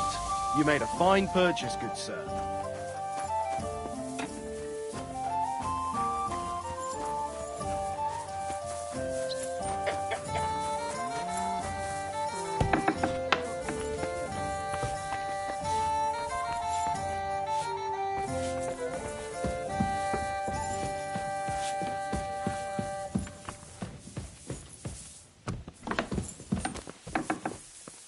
Evening, Henry of Scotland. What have I...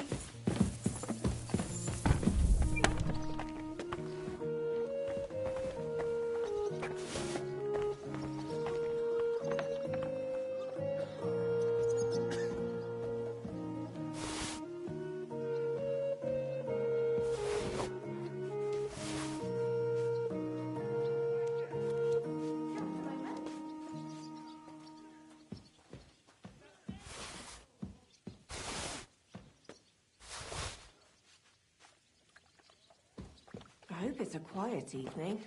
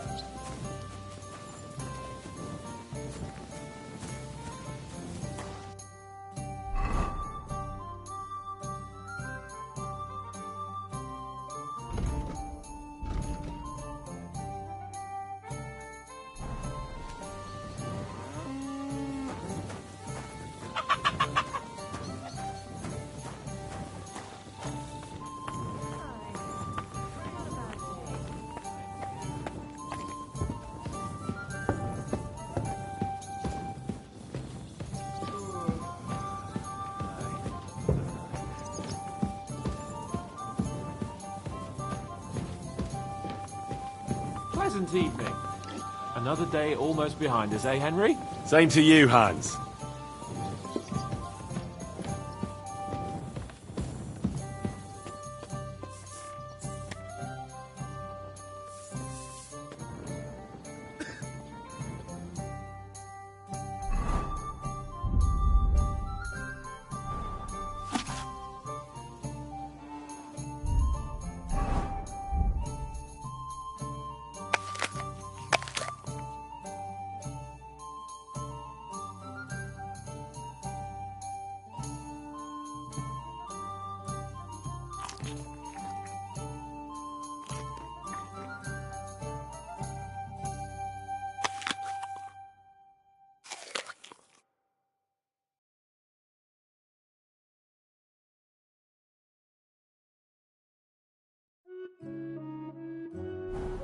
All right, here it is.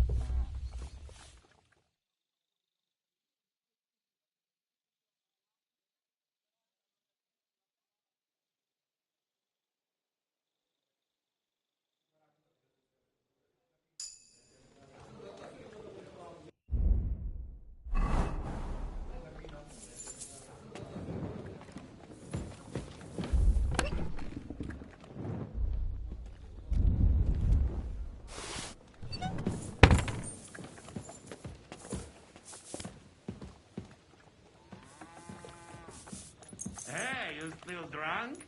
Or you getting drunk again?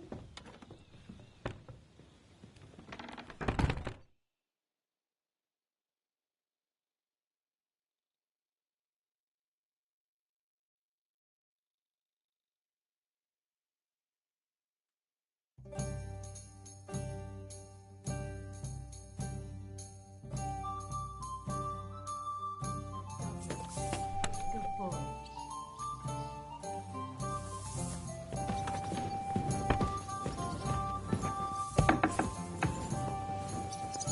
Well, that's not too bad.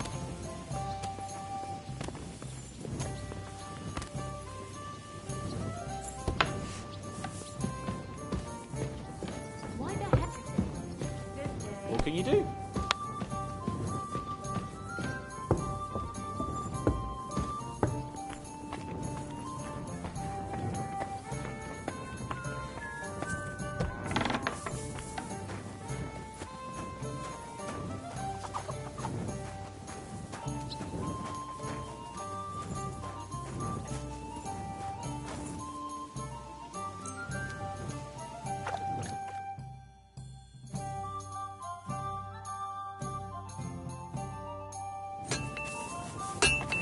You silly doggy.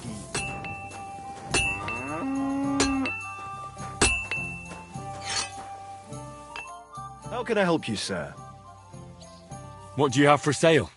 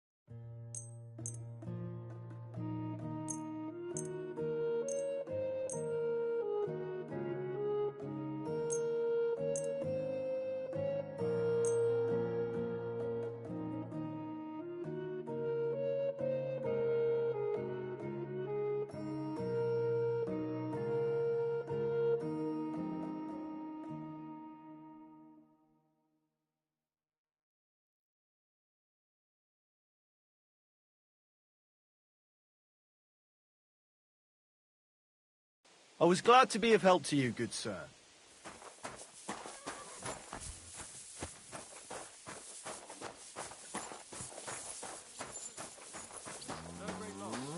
It wasn't that good anyway.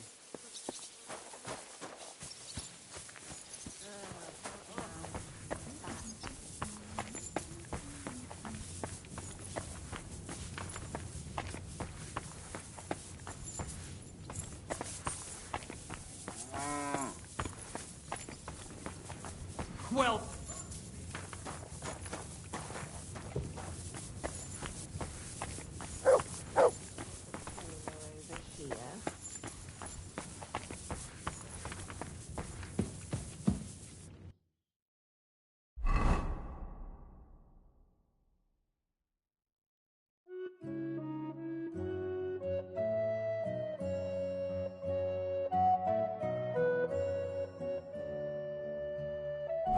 that's still alright. It'd be worse if you already had 3-1. My God, what now?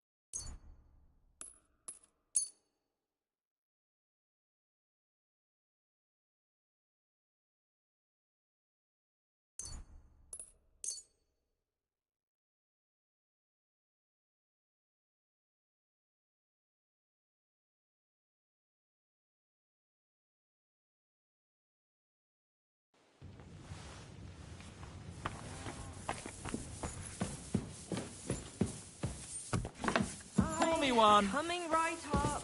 Dad, It's filthy again. Damn it.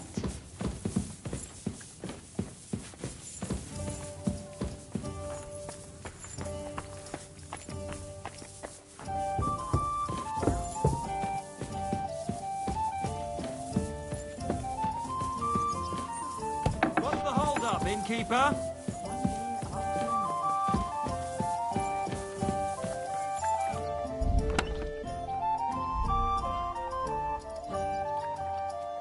Hey, where's that beer?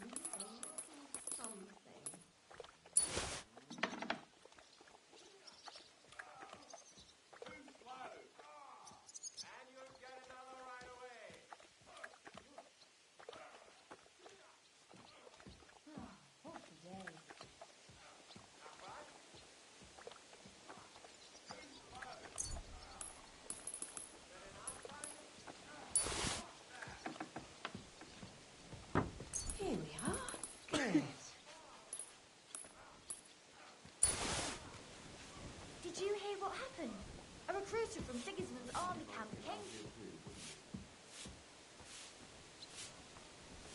Christ, so much dust. Christ, where did I put it?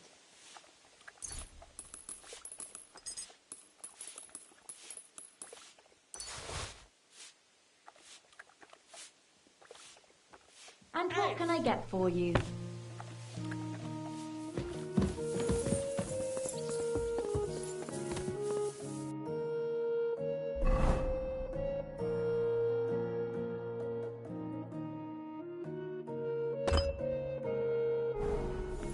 Christ, what's the hold up? I'll be right there.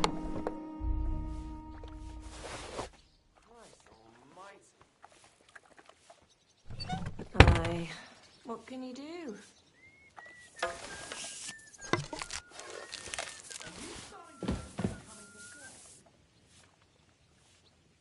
Hey, innkeeper, that bit...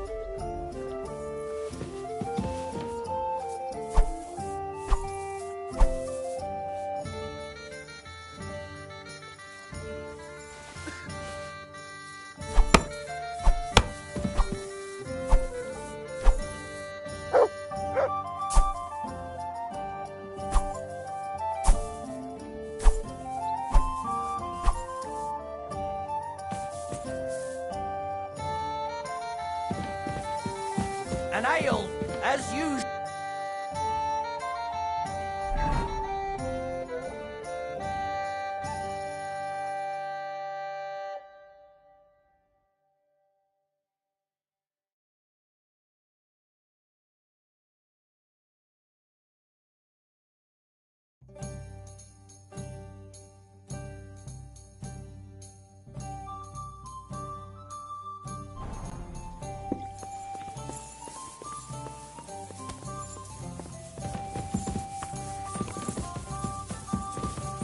What?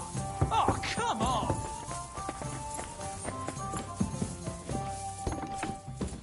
At your service, sir.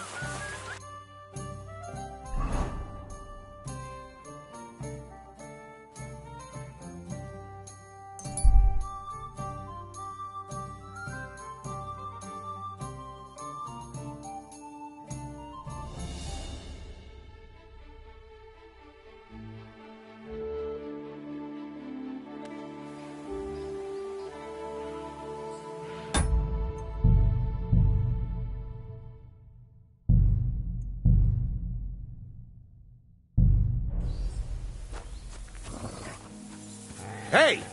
You there! What's going on? Do tell. All right, let's talk it over. Who have we here now? I know you. You fought at the tournament in Kuttenberg. Yes, I did. I bet money on you. You won me a fortune, fella. You bet on the right horse, then. Too damn right I did. Never dreamed I'd ever meet you, though. And I never expected anyone to recognize me. Ah, go on. Everybody must know you. Hey, I still have some of my winnings. Take it. I won't take no for an answer. Well, thanks. Have a beer on me. Gladly. So, are you planning to fight again? I'd come by to check it out. Make a bet, you know. I certainly am. Come along again. Right. Fine. You know, I have a job to get on with. I'd love to chat, but you understand. I get it. God be with you. I'm with you. Damn, that was really him.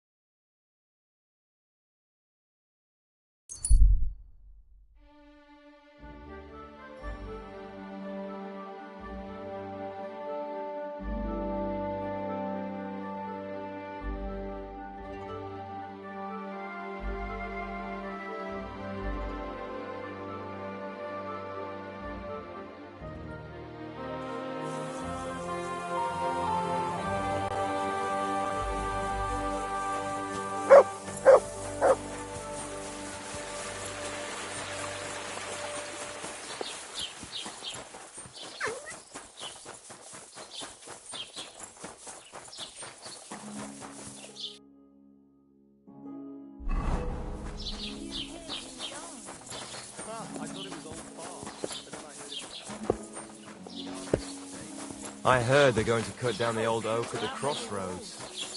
No, it was Jan. They're being told.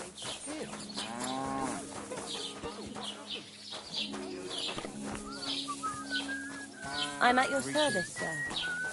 Good day.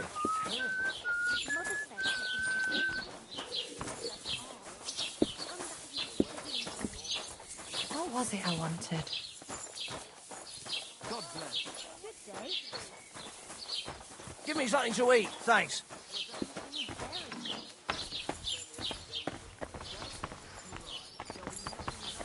Christ! What's the hold-up? Say, thumb. What do you need? What do you have for sale?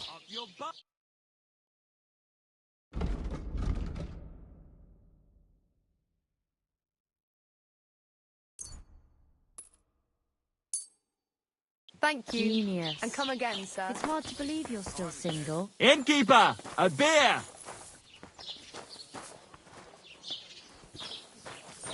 I apologize.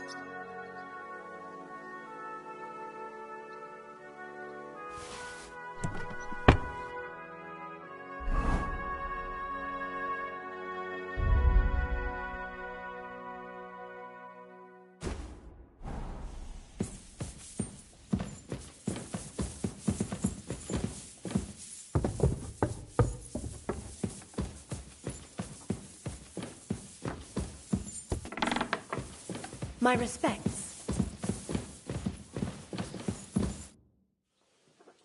I beg your pardon, milady, but could you tell me what's new around here? I'm asking because I've just arrived and I'd like to know more about this region. If it's mercenary work you're interested in, I can't help you. You'll have to ask elsewhere. God be with you.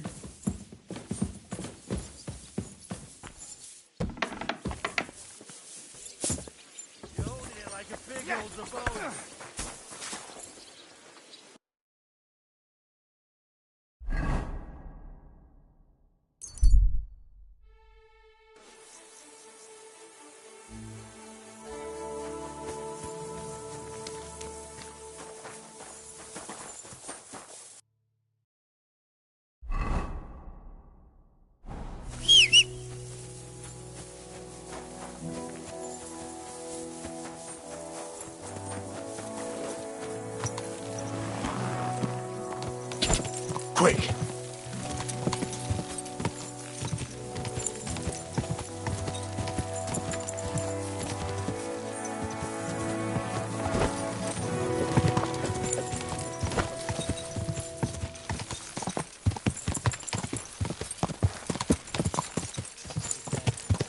Whoa!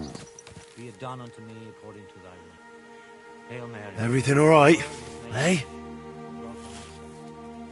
Mary. Pray for us, O Holy Mother of God, that we may be made worthy of the promises of Christ. Pour forth, we beseech thee, O Lord, thy grace into our hearts, that we, to whom the incarnation of Christ thy Son was made known by the message of an angel, may, by his passion and cross, be brought to the glory of his resurrection. Through the same Christ our Lord. Amen. Amen.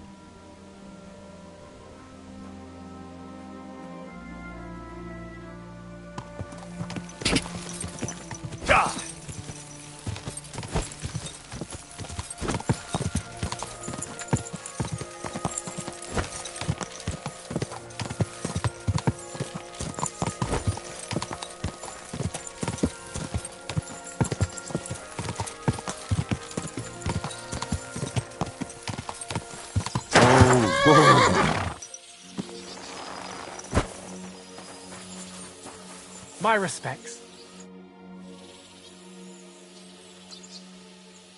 I want to go to the Trotsky region. You've picked quite a journey. But if you have the coin, then I'm at your service. Here you are. All right, wait a mo.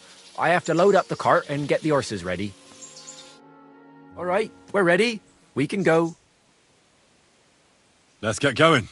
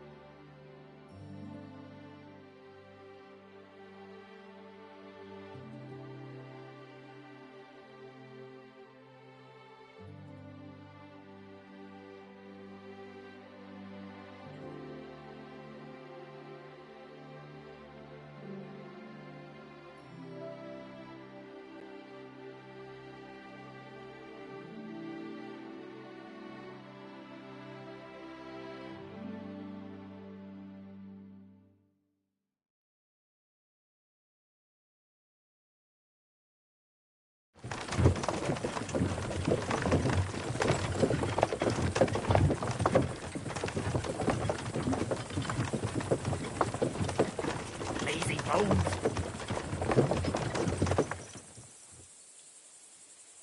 Welcome to Slatego, young man. The most boring village in the entire kingdom. You'll have to carry on yourself from here.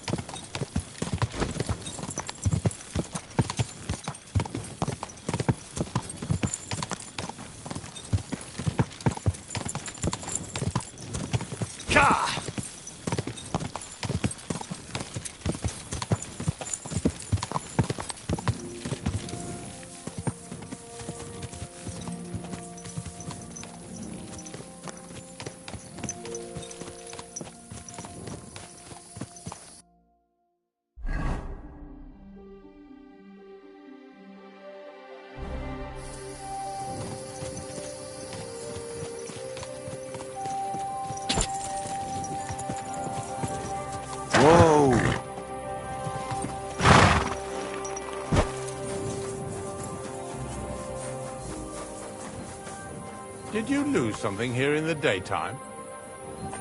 What are you looking for here?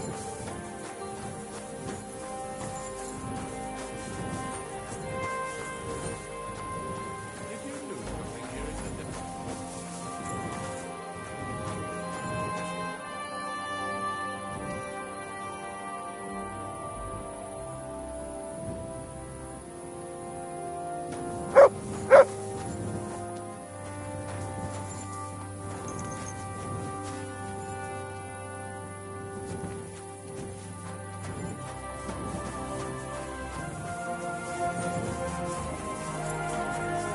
Can I help you with something?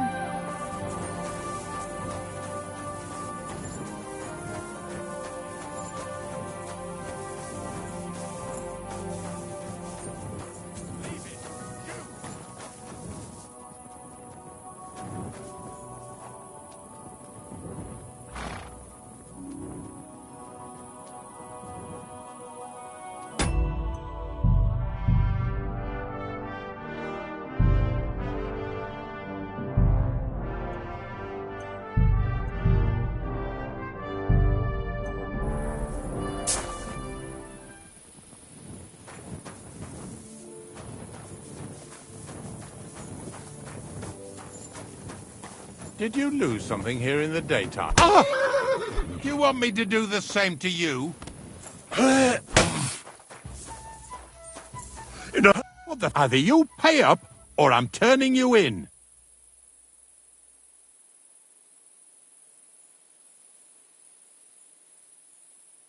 I apologise. I'm afraid it doesn't take much to make me see red. Otherwise, I'm a decent man. I swear. You seem pretty decent, true enough. All right, we'll let it go this time. On your way.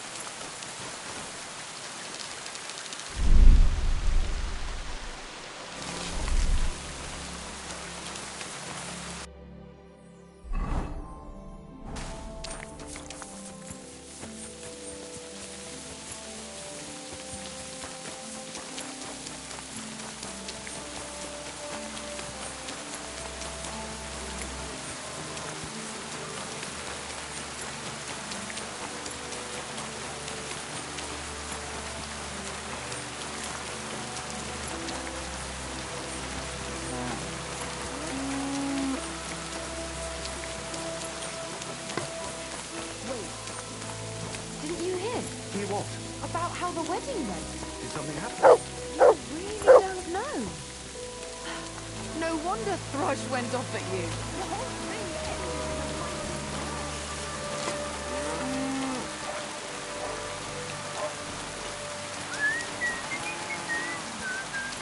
Why are you showing that off? Pathetic. What are you doing? That thing's aimed right at me.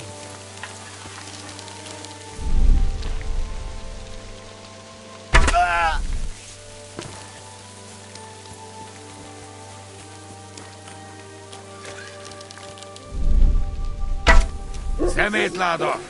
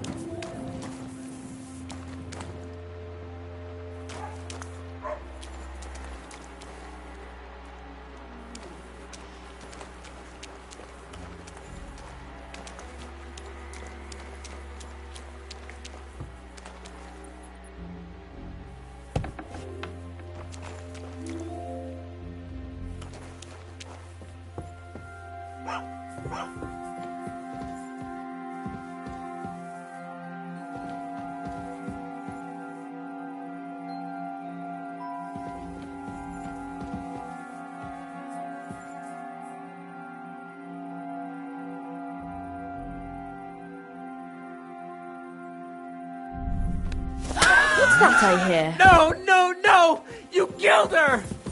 Why did you do that? You're not My allowed God. here, you piece of shit! Damn it! Fuck God. this! Smash his head in!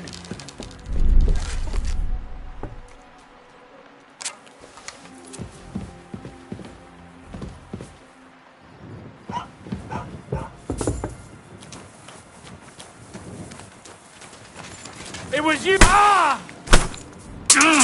Ah! You killed her!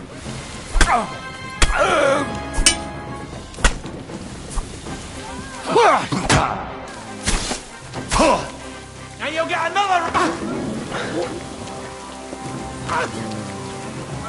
You won't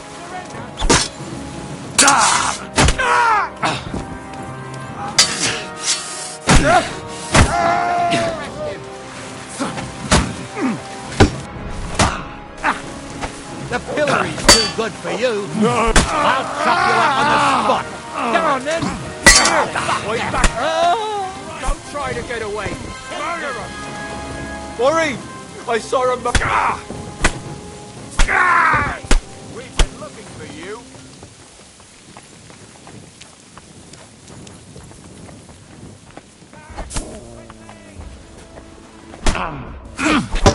Don't think I won't cut you to pieces.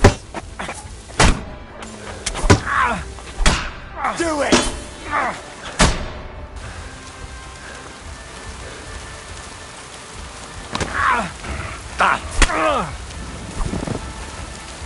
You wanna try me? I'll take that.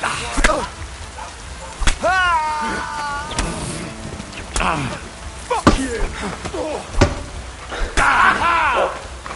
Punishment by the blade. My thing. We're gonna gut you! Do it!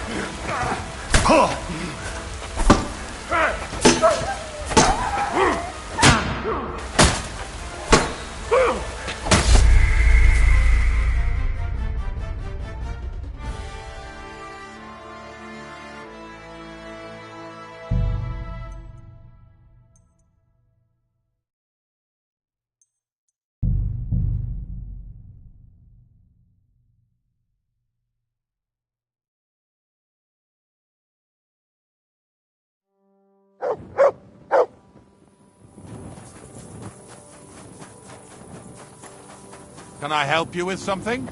What? Stop fooling around.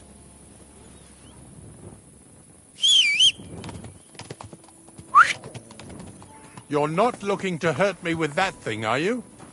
Jesus Christ! Ah!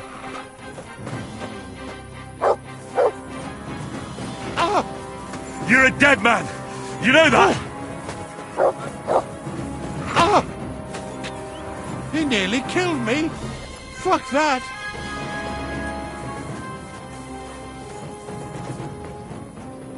Fuck! I'm out of here!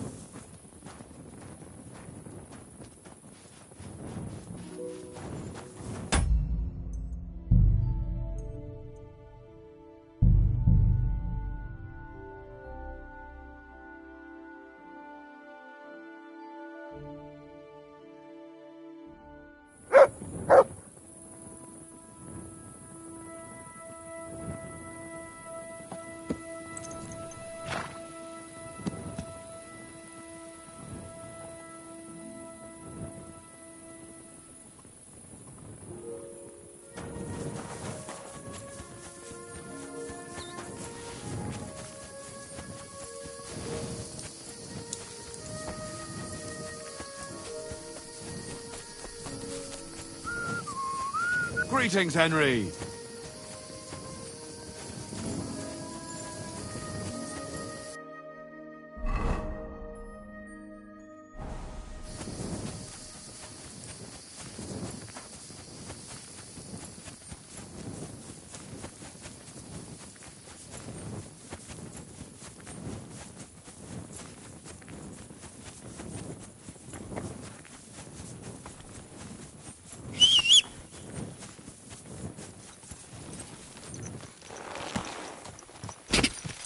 Go!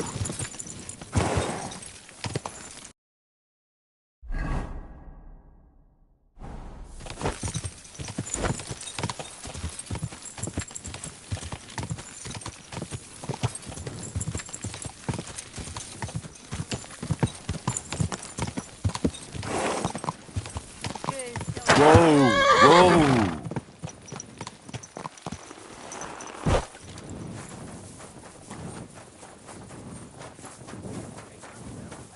Grand affair it must have been, you know, just normal congratulations. Greetings to you two.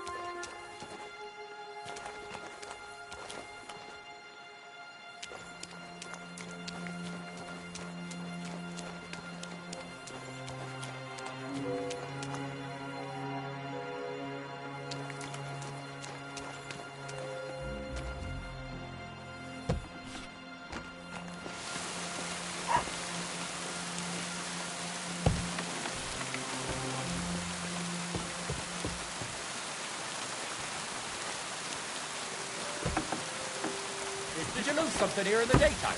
Or what are you looking for? Ah! So it was you that did it. Here, heaven. White Bash.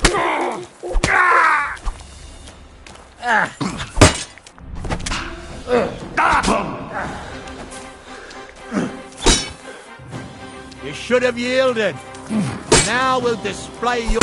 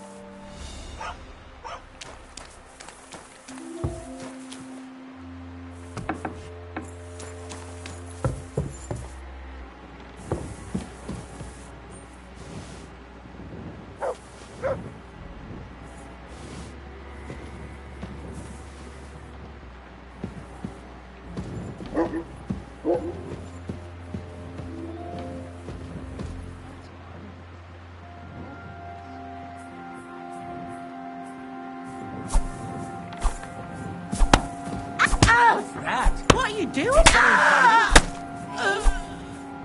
Christ! What's that camera? What? No! Why did you do that? You killed him, you... You killed him!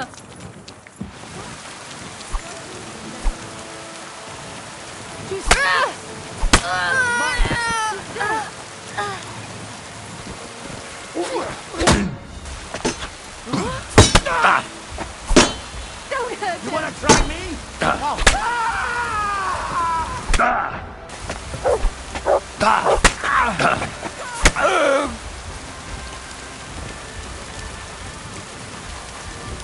I'll beat you to a bloody pulp, fucker! I'm all yours!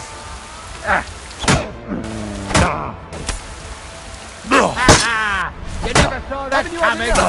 I'll kill you on the spot, don't you? Wanker! Show your stuff!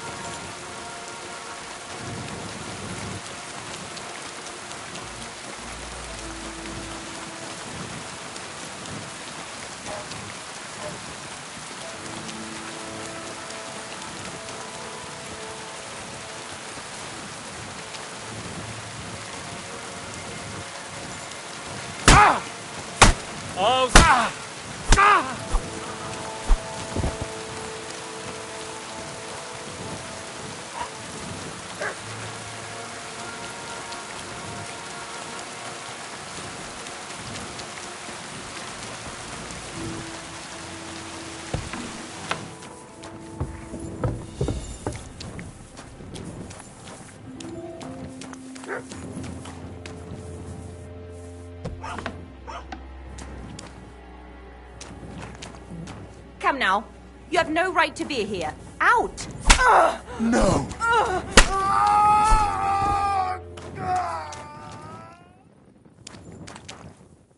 You aren't It was you! You're the murderer!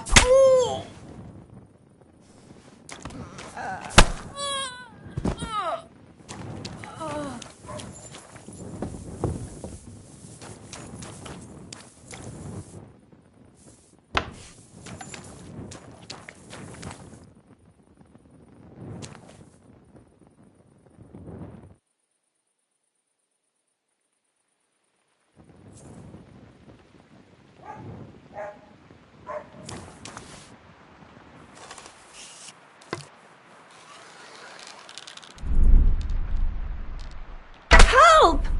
It's you that's shooting here. Shame on you. What have you done to her? Quick, come with me!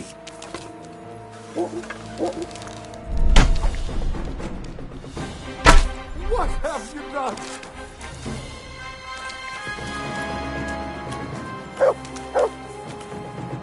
I need help! Hakan!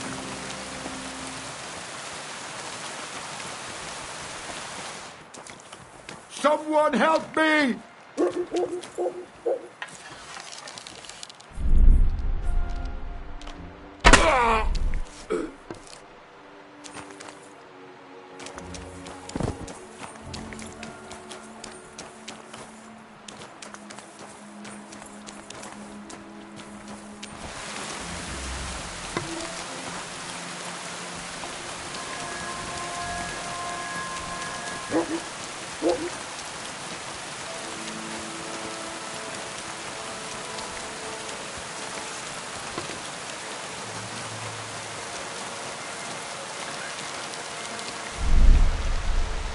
Jesus Christ, protect me!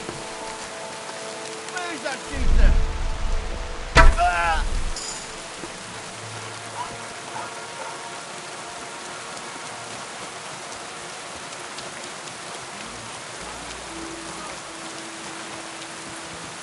Now it's fucking personal. We have to get to the front. Ah! Christ almighty! Someone shooting arrows at people.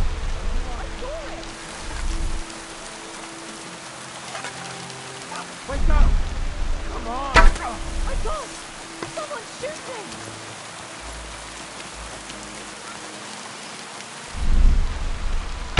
Ah! I've been hit! Help! Ah!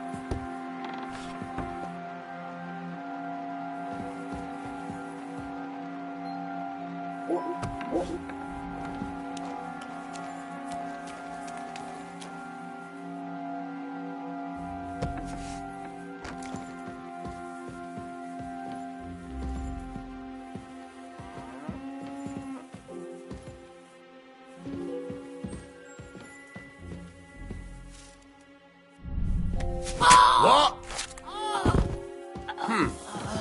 Someone's lying here. No, no, no! Get up! God! She is dead! My God! You killed her!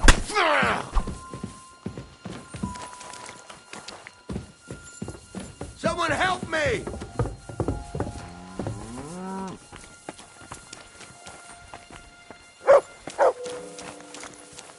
Guards!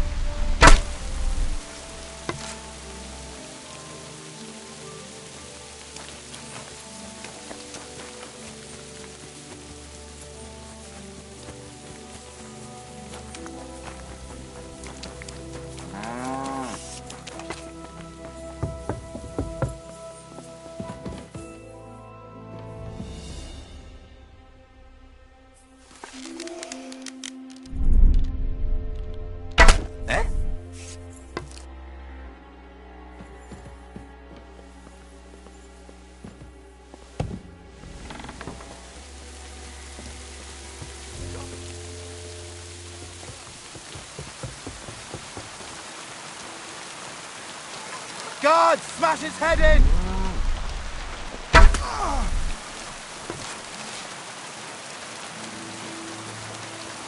God, come and help me with him!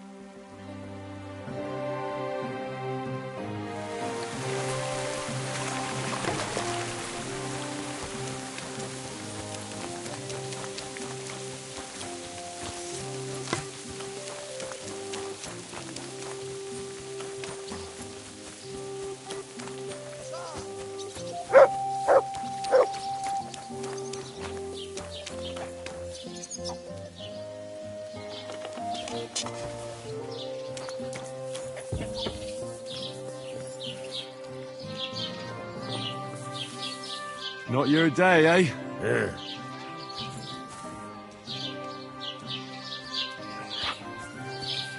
Better the pillory than the noose.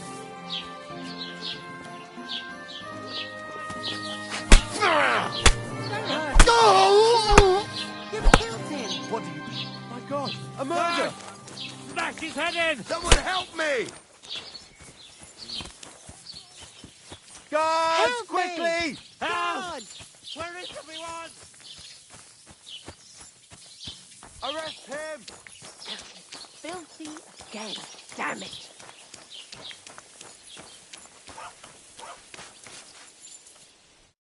Leave me be, you scoundrel! I ain't gonna talk to you about anything.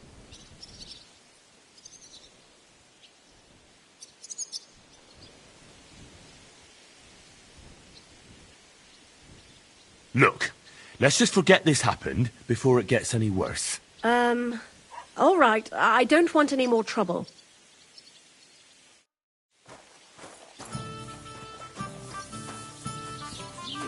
The murderer!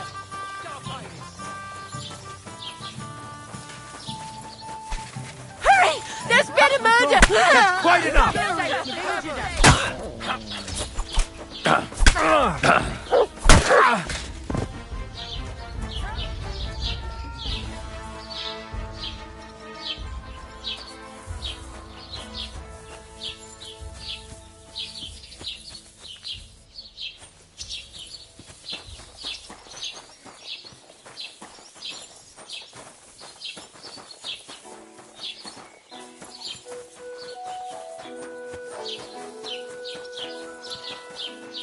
Hey! For God's sake! What are you doing?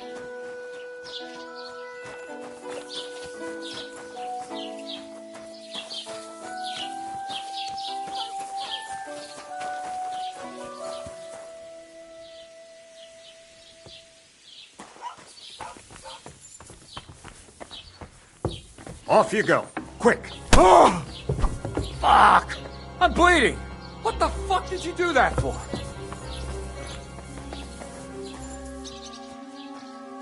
Sick! Oh! That much bit me! Oh!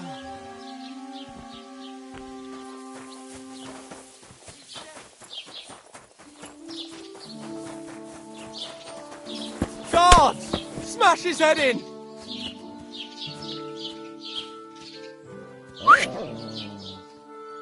Ah! I'll be right there. Gotcha, fella! Ah!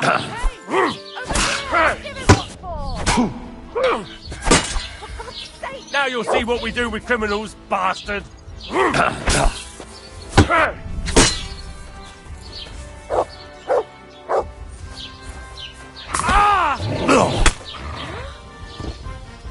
that murderer!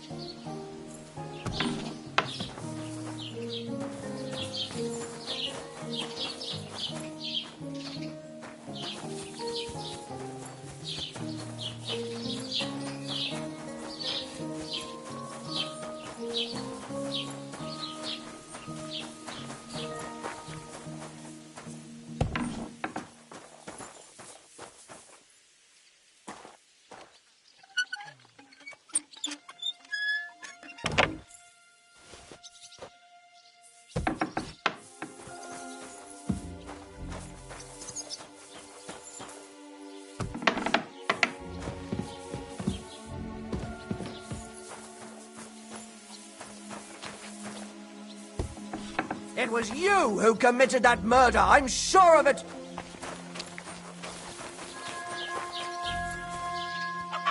Help! Where is everyone?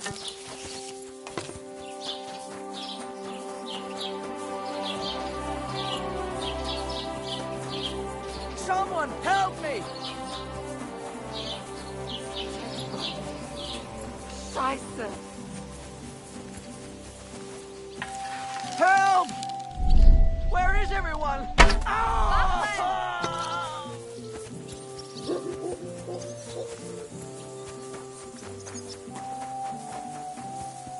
Hilfe! Hilfe!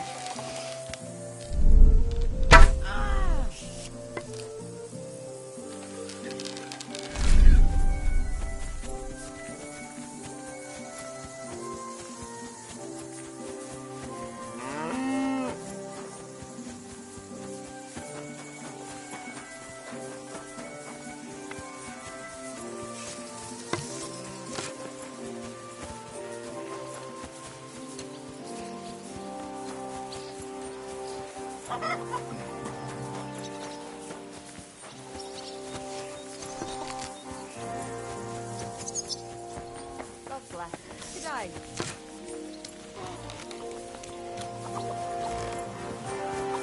Go away with that weapon!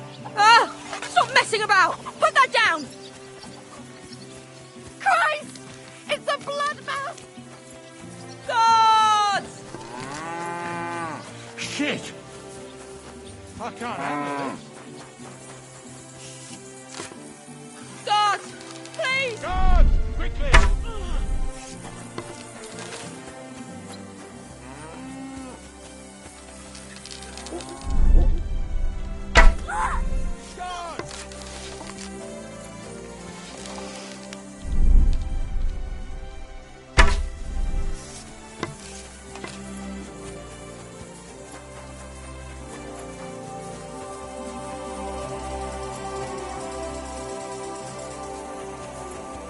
Guards! Quickly!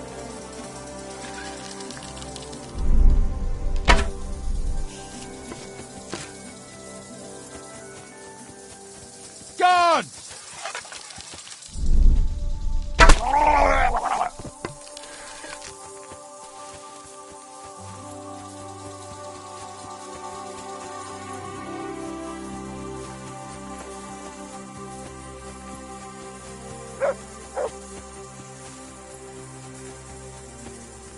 Guards!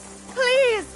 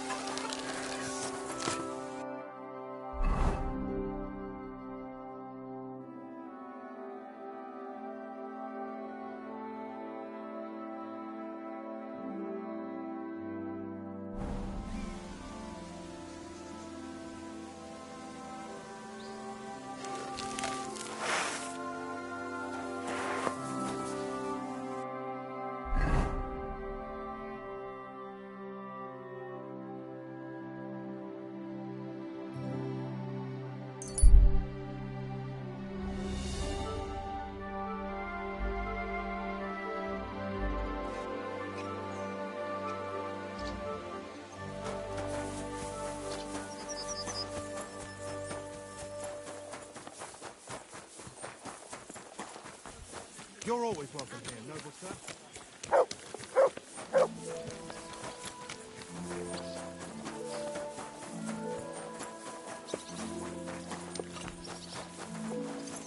Greetings, friend.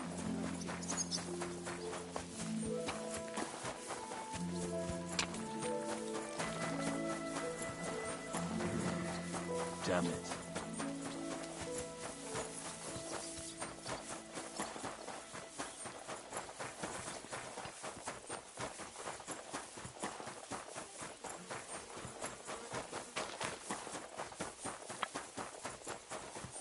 Don't cause any Look trouble. out. Got it? Very well.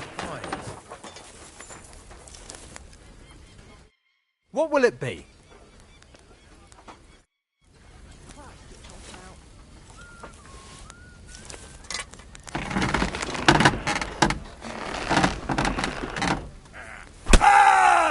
Do you want to kill me, you fool? Help! That madman will kill us all. You've got to stop him. Ah! What? Oh! What have you done? Murder! You murderer!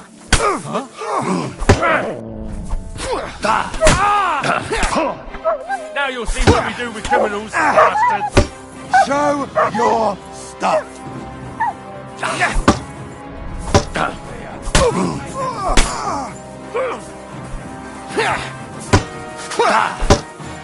I'll rip your arse open.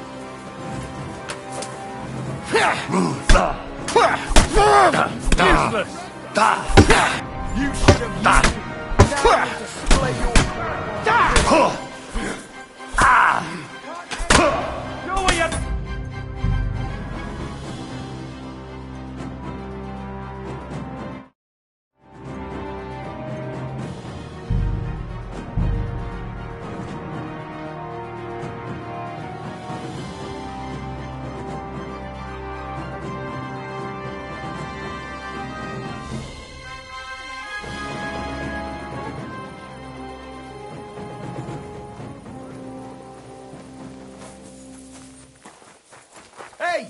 You can't walk around at night without a light.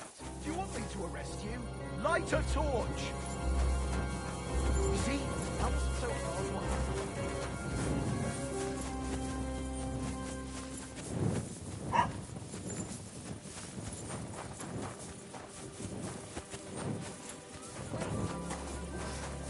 it? Greetings, sir. Piece of shit.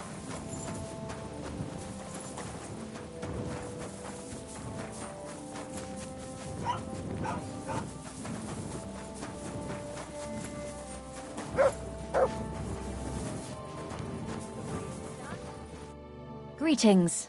Do you need something? What do you have for sale?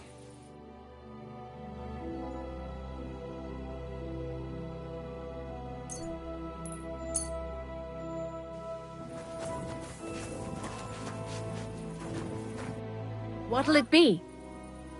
Show me your wares.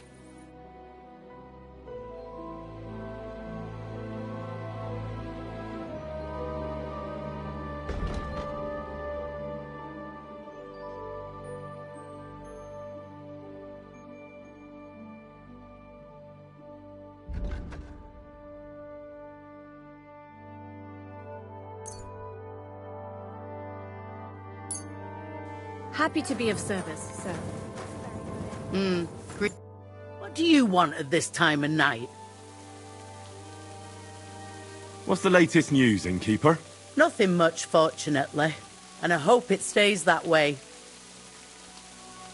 What do you have for sale?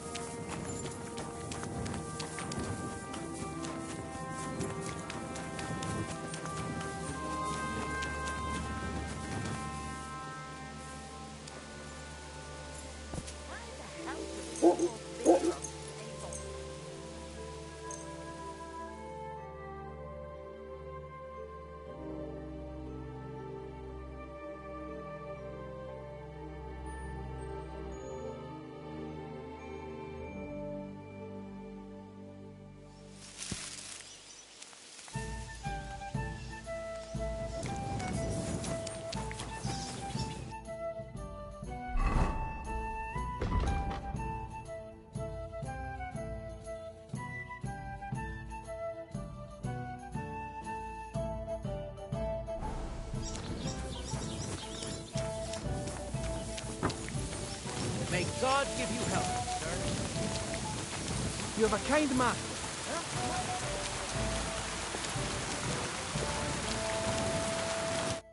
You dare to show your face to me after what you did at my daughter's wedding? I apologise.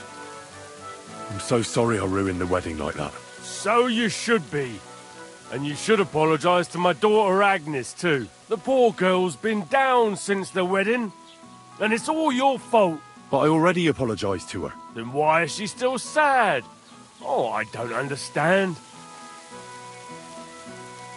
What's new in the county, Master Bailiff? I was just visited by one of the local peasants. He said he found more fresh graves behind his field, just below the village, along the road to Nabokov.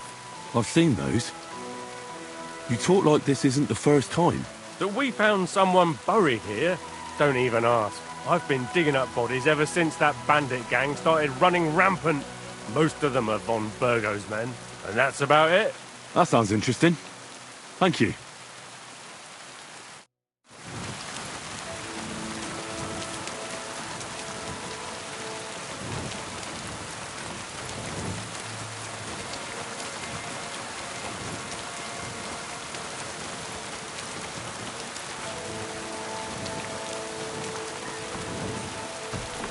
Guten Tag, mein Freund. I hope you're not just here to dry off. Grüß dich. Was wünschst du? I'll have a look at the wares.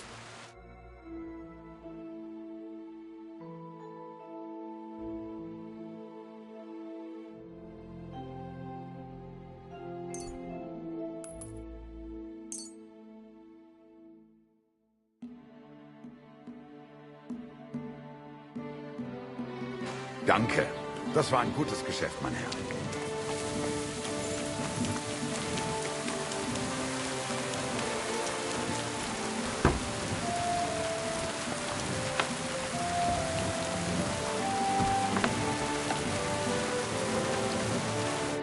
Was darf's heute Morgen sein? Show me your wares.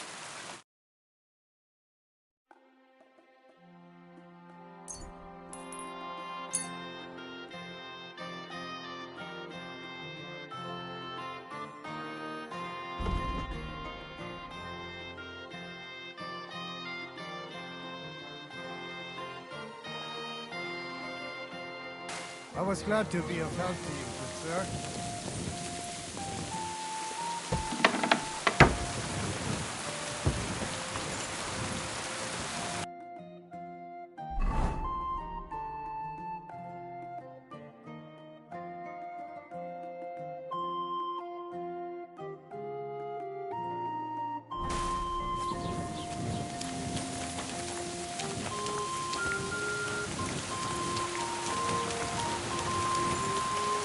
You're always welcome.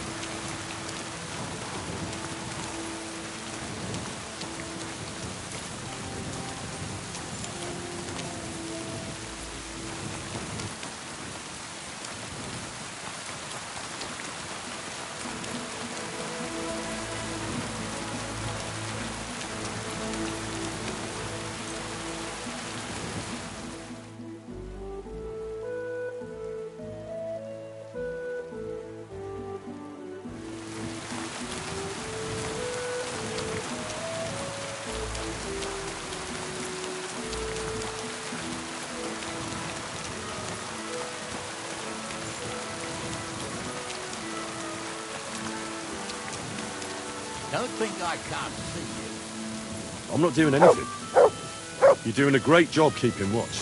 You better believe.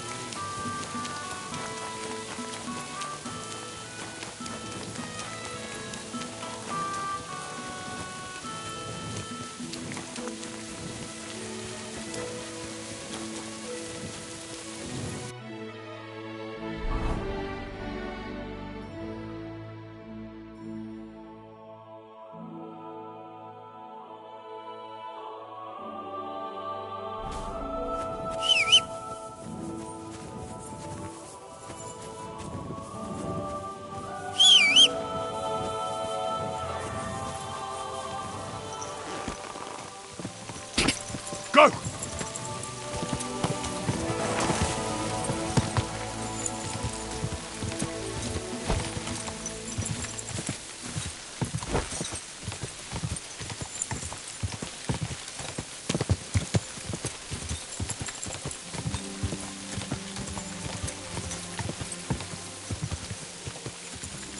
Whoa, whoa.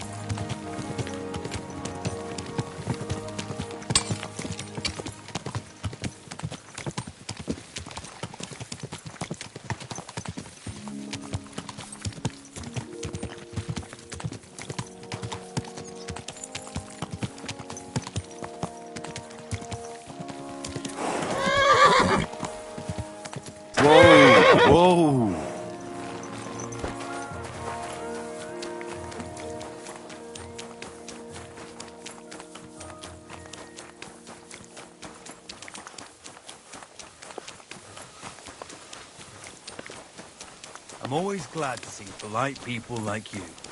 God be with you. God be with you. How's the watch going? Not too bad.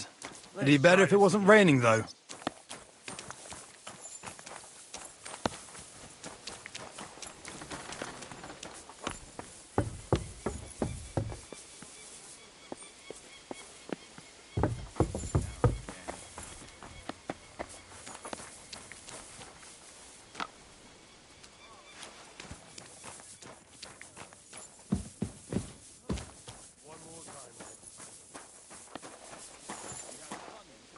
What would you like, sir? I'd like to use your services. And what are you interested in, sir?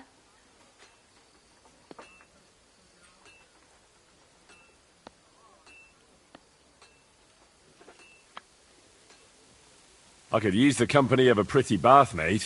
Excellent. Pay up, and we can get started. I'll gladly pay you. Wonderful. You'll see. You'll be happy to come back here.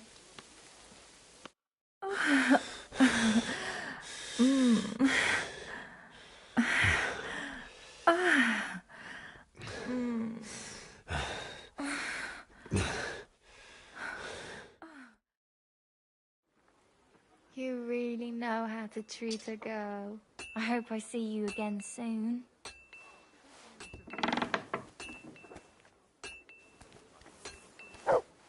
Good day. Good day.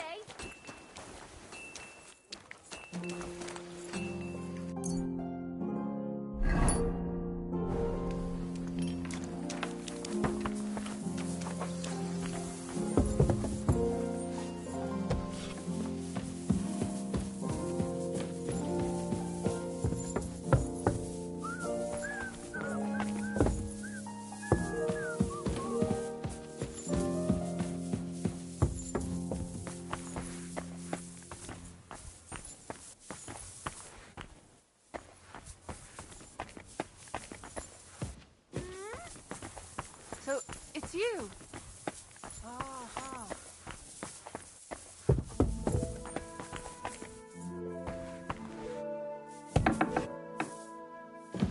My humble respects.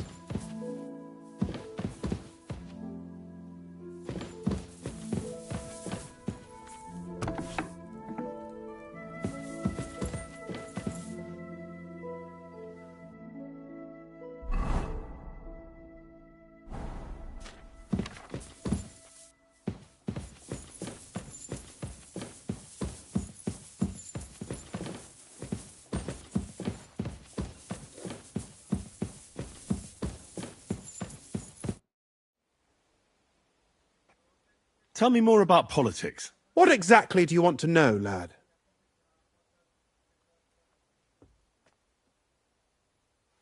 What does the Royal Chamberlain do? I understand, lad. You're asking about his authority, eh? Yeah, exactly. I don't know anything at all about him. Sir Otto von Burgo is the Royal Chamberlain, subcamerarius in Latin. He's one of the 9 most powerful officials in the kingdom. He manages the royal towns and monasteries, approves the councillors and abbots in them, and appoints the royal judges. Why does Sir Otto have to be in Prague so often? Because that's the seat of the royal court, and our lord is one of the highest royal officials. Praga caput regni, young man. Prague is the heart of the kingdom. All the political threads come together there. It's where they handle administration of the country. If you want to be somebody, you have to go to Prague, or to Moravia, to that traitor Jobst of Luxembourg.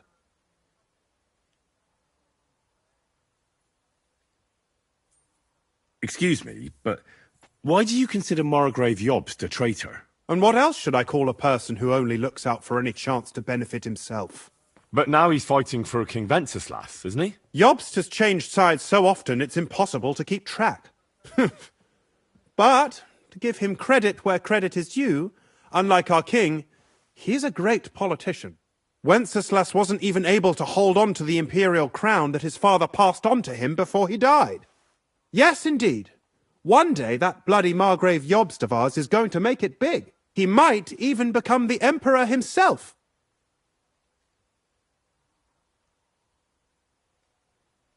Why doesn't Lord von Burgov free our King Wenceslas from captivity in Vienna? He's powerful enough for that, isn't he? It's politics, boy. Pure and simple. I understand, but could you explain it a bit more for me? Why did they take our king captive? And why did the Czech lords let Sigismund spread all over the country like a plague? That's complicated. Back during the reign of both King's father, Emperor Charles, the nobles gained great wealth and power. And when young Wenceslas came to the throne, he didn't have enough experience.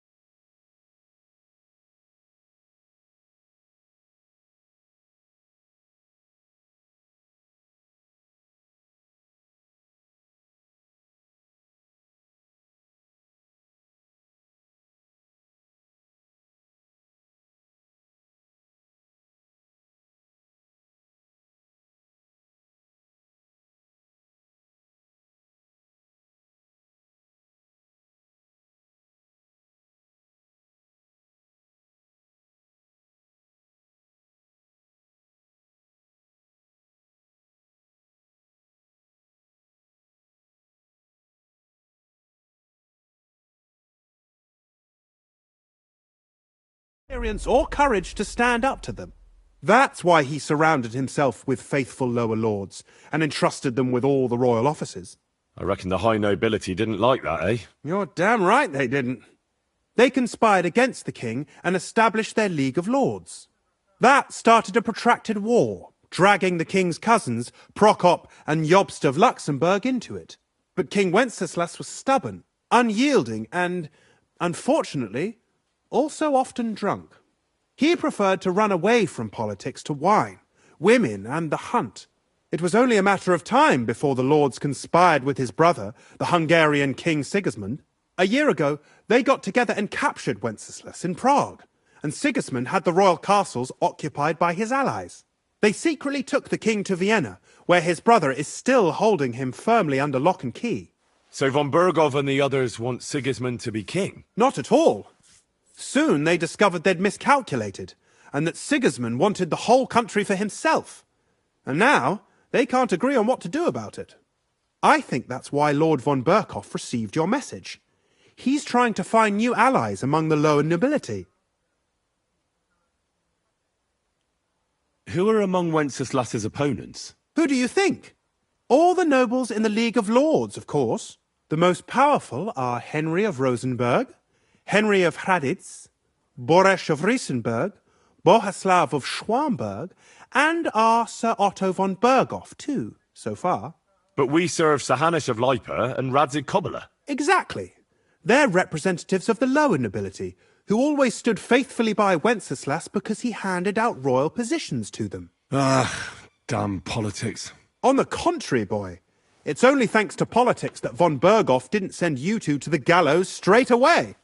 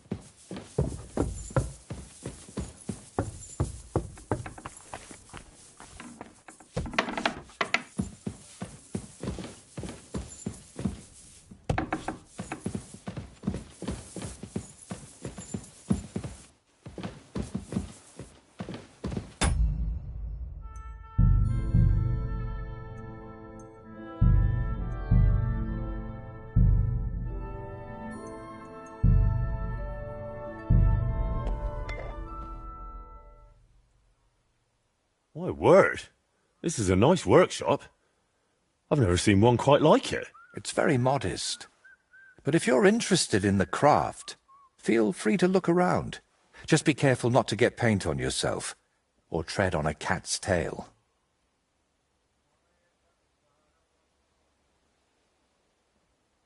Why not? I'd be happy to look around.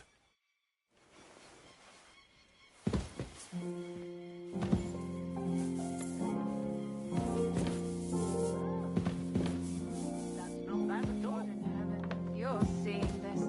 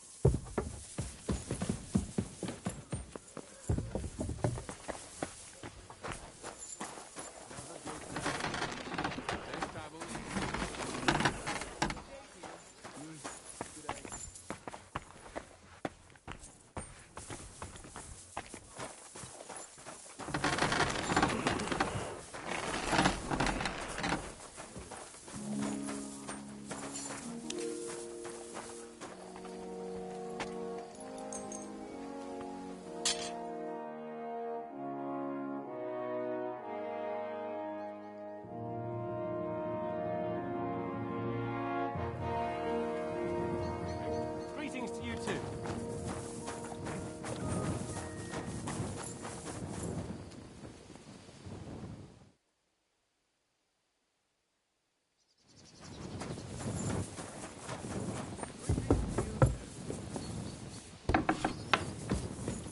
Greetings, sir.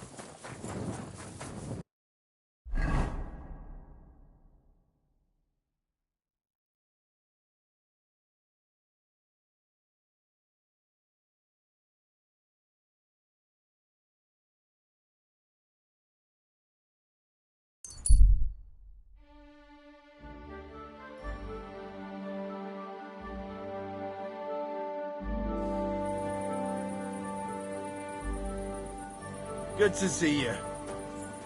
Greetings.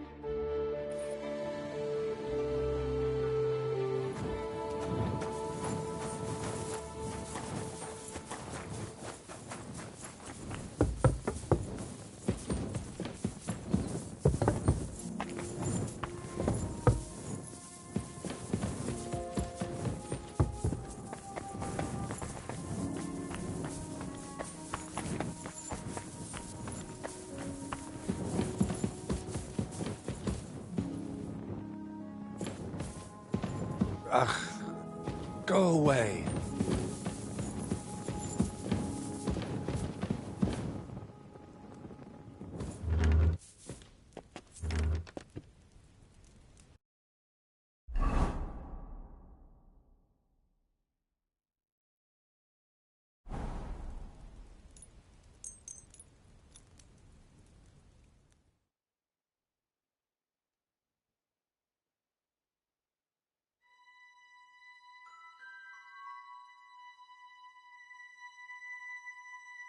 Your service, sir.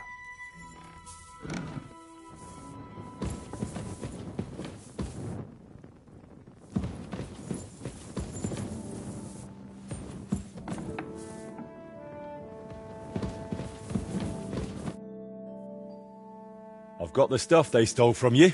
You must have been sent by God himself. Thank you.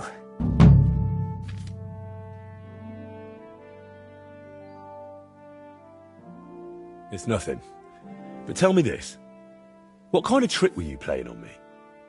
I asked those two what happened, and they said it was you who started the argument. Me? They said you suddenly started acting really strange. What actually happened? Nothing. If I did anything odd, it was only after they hit me on the head.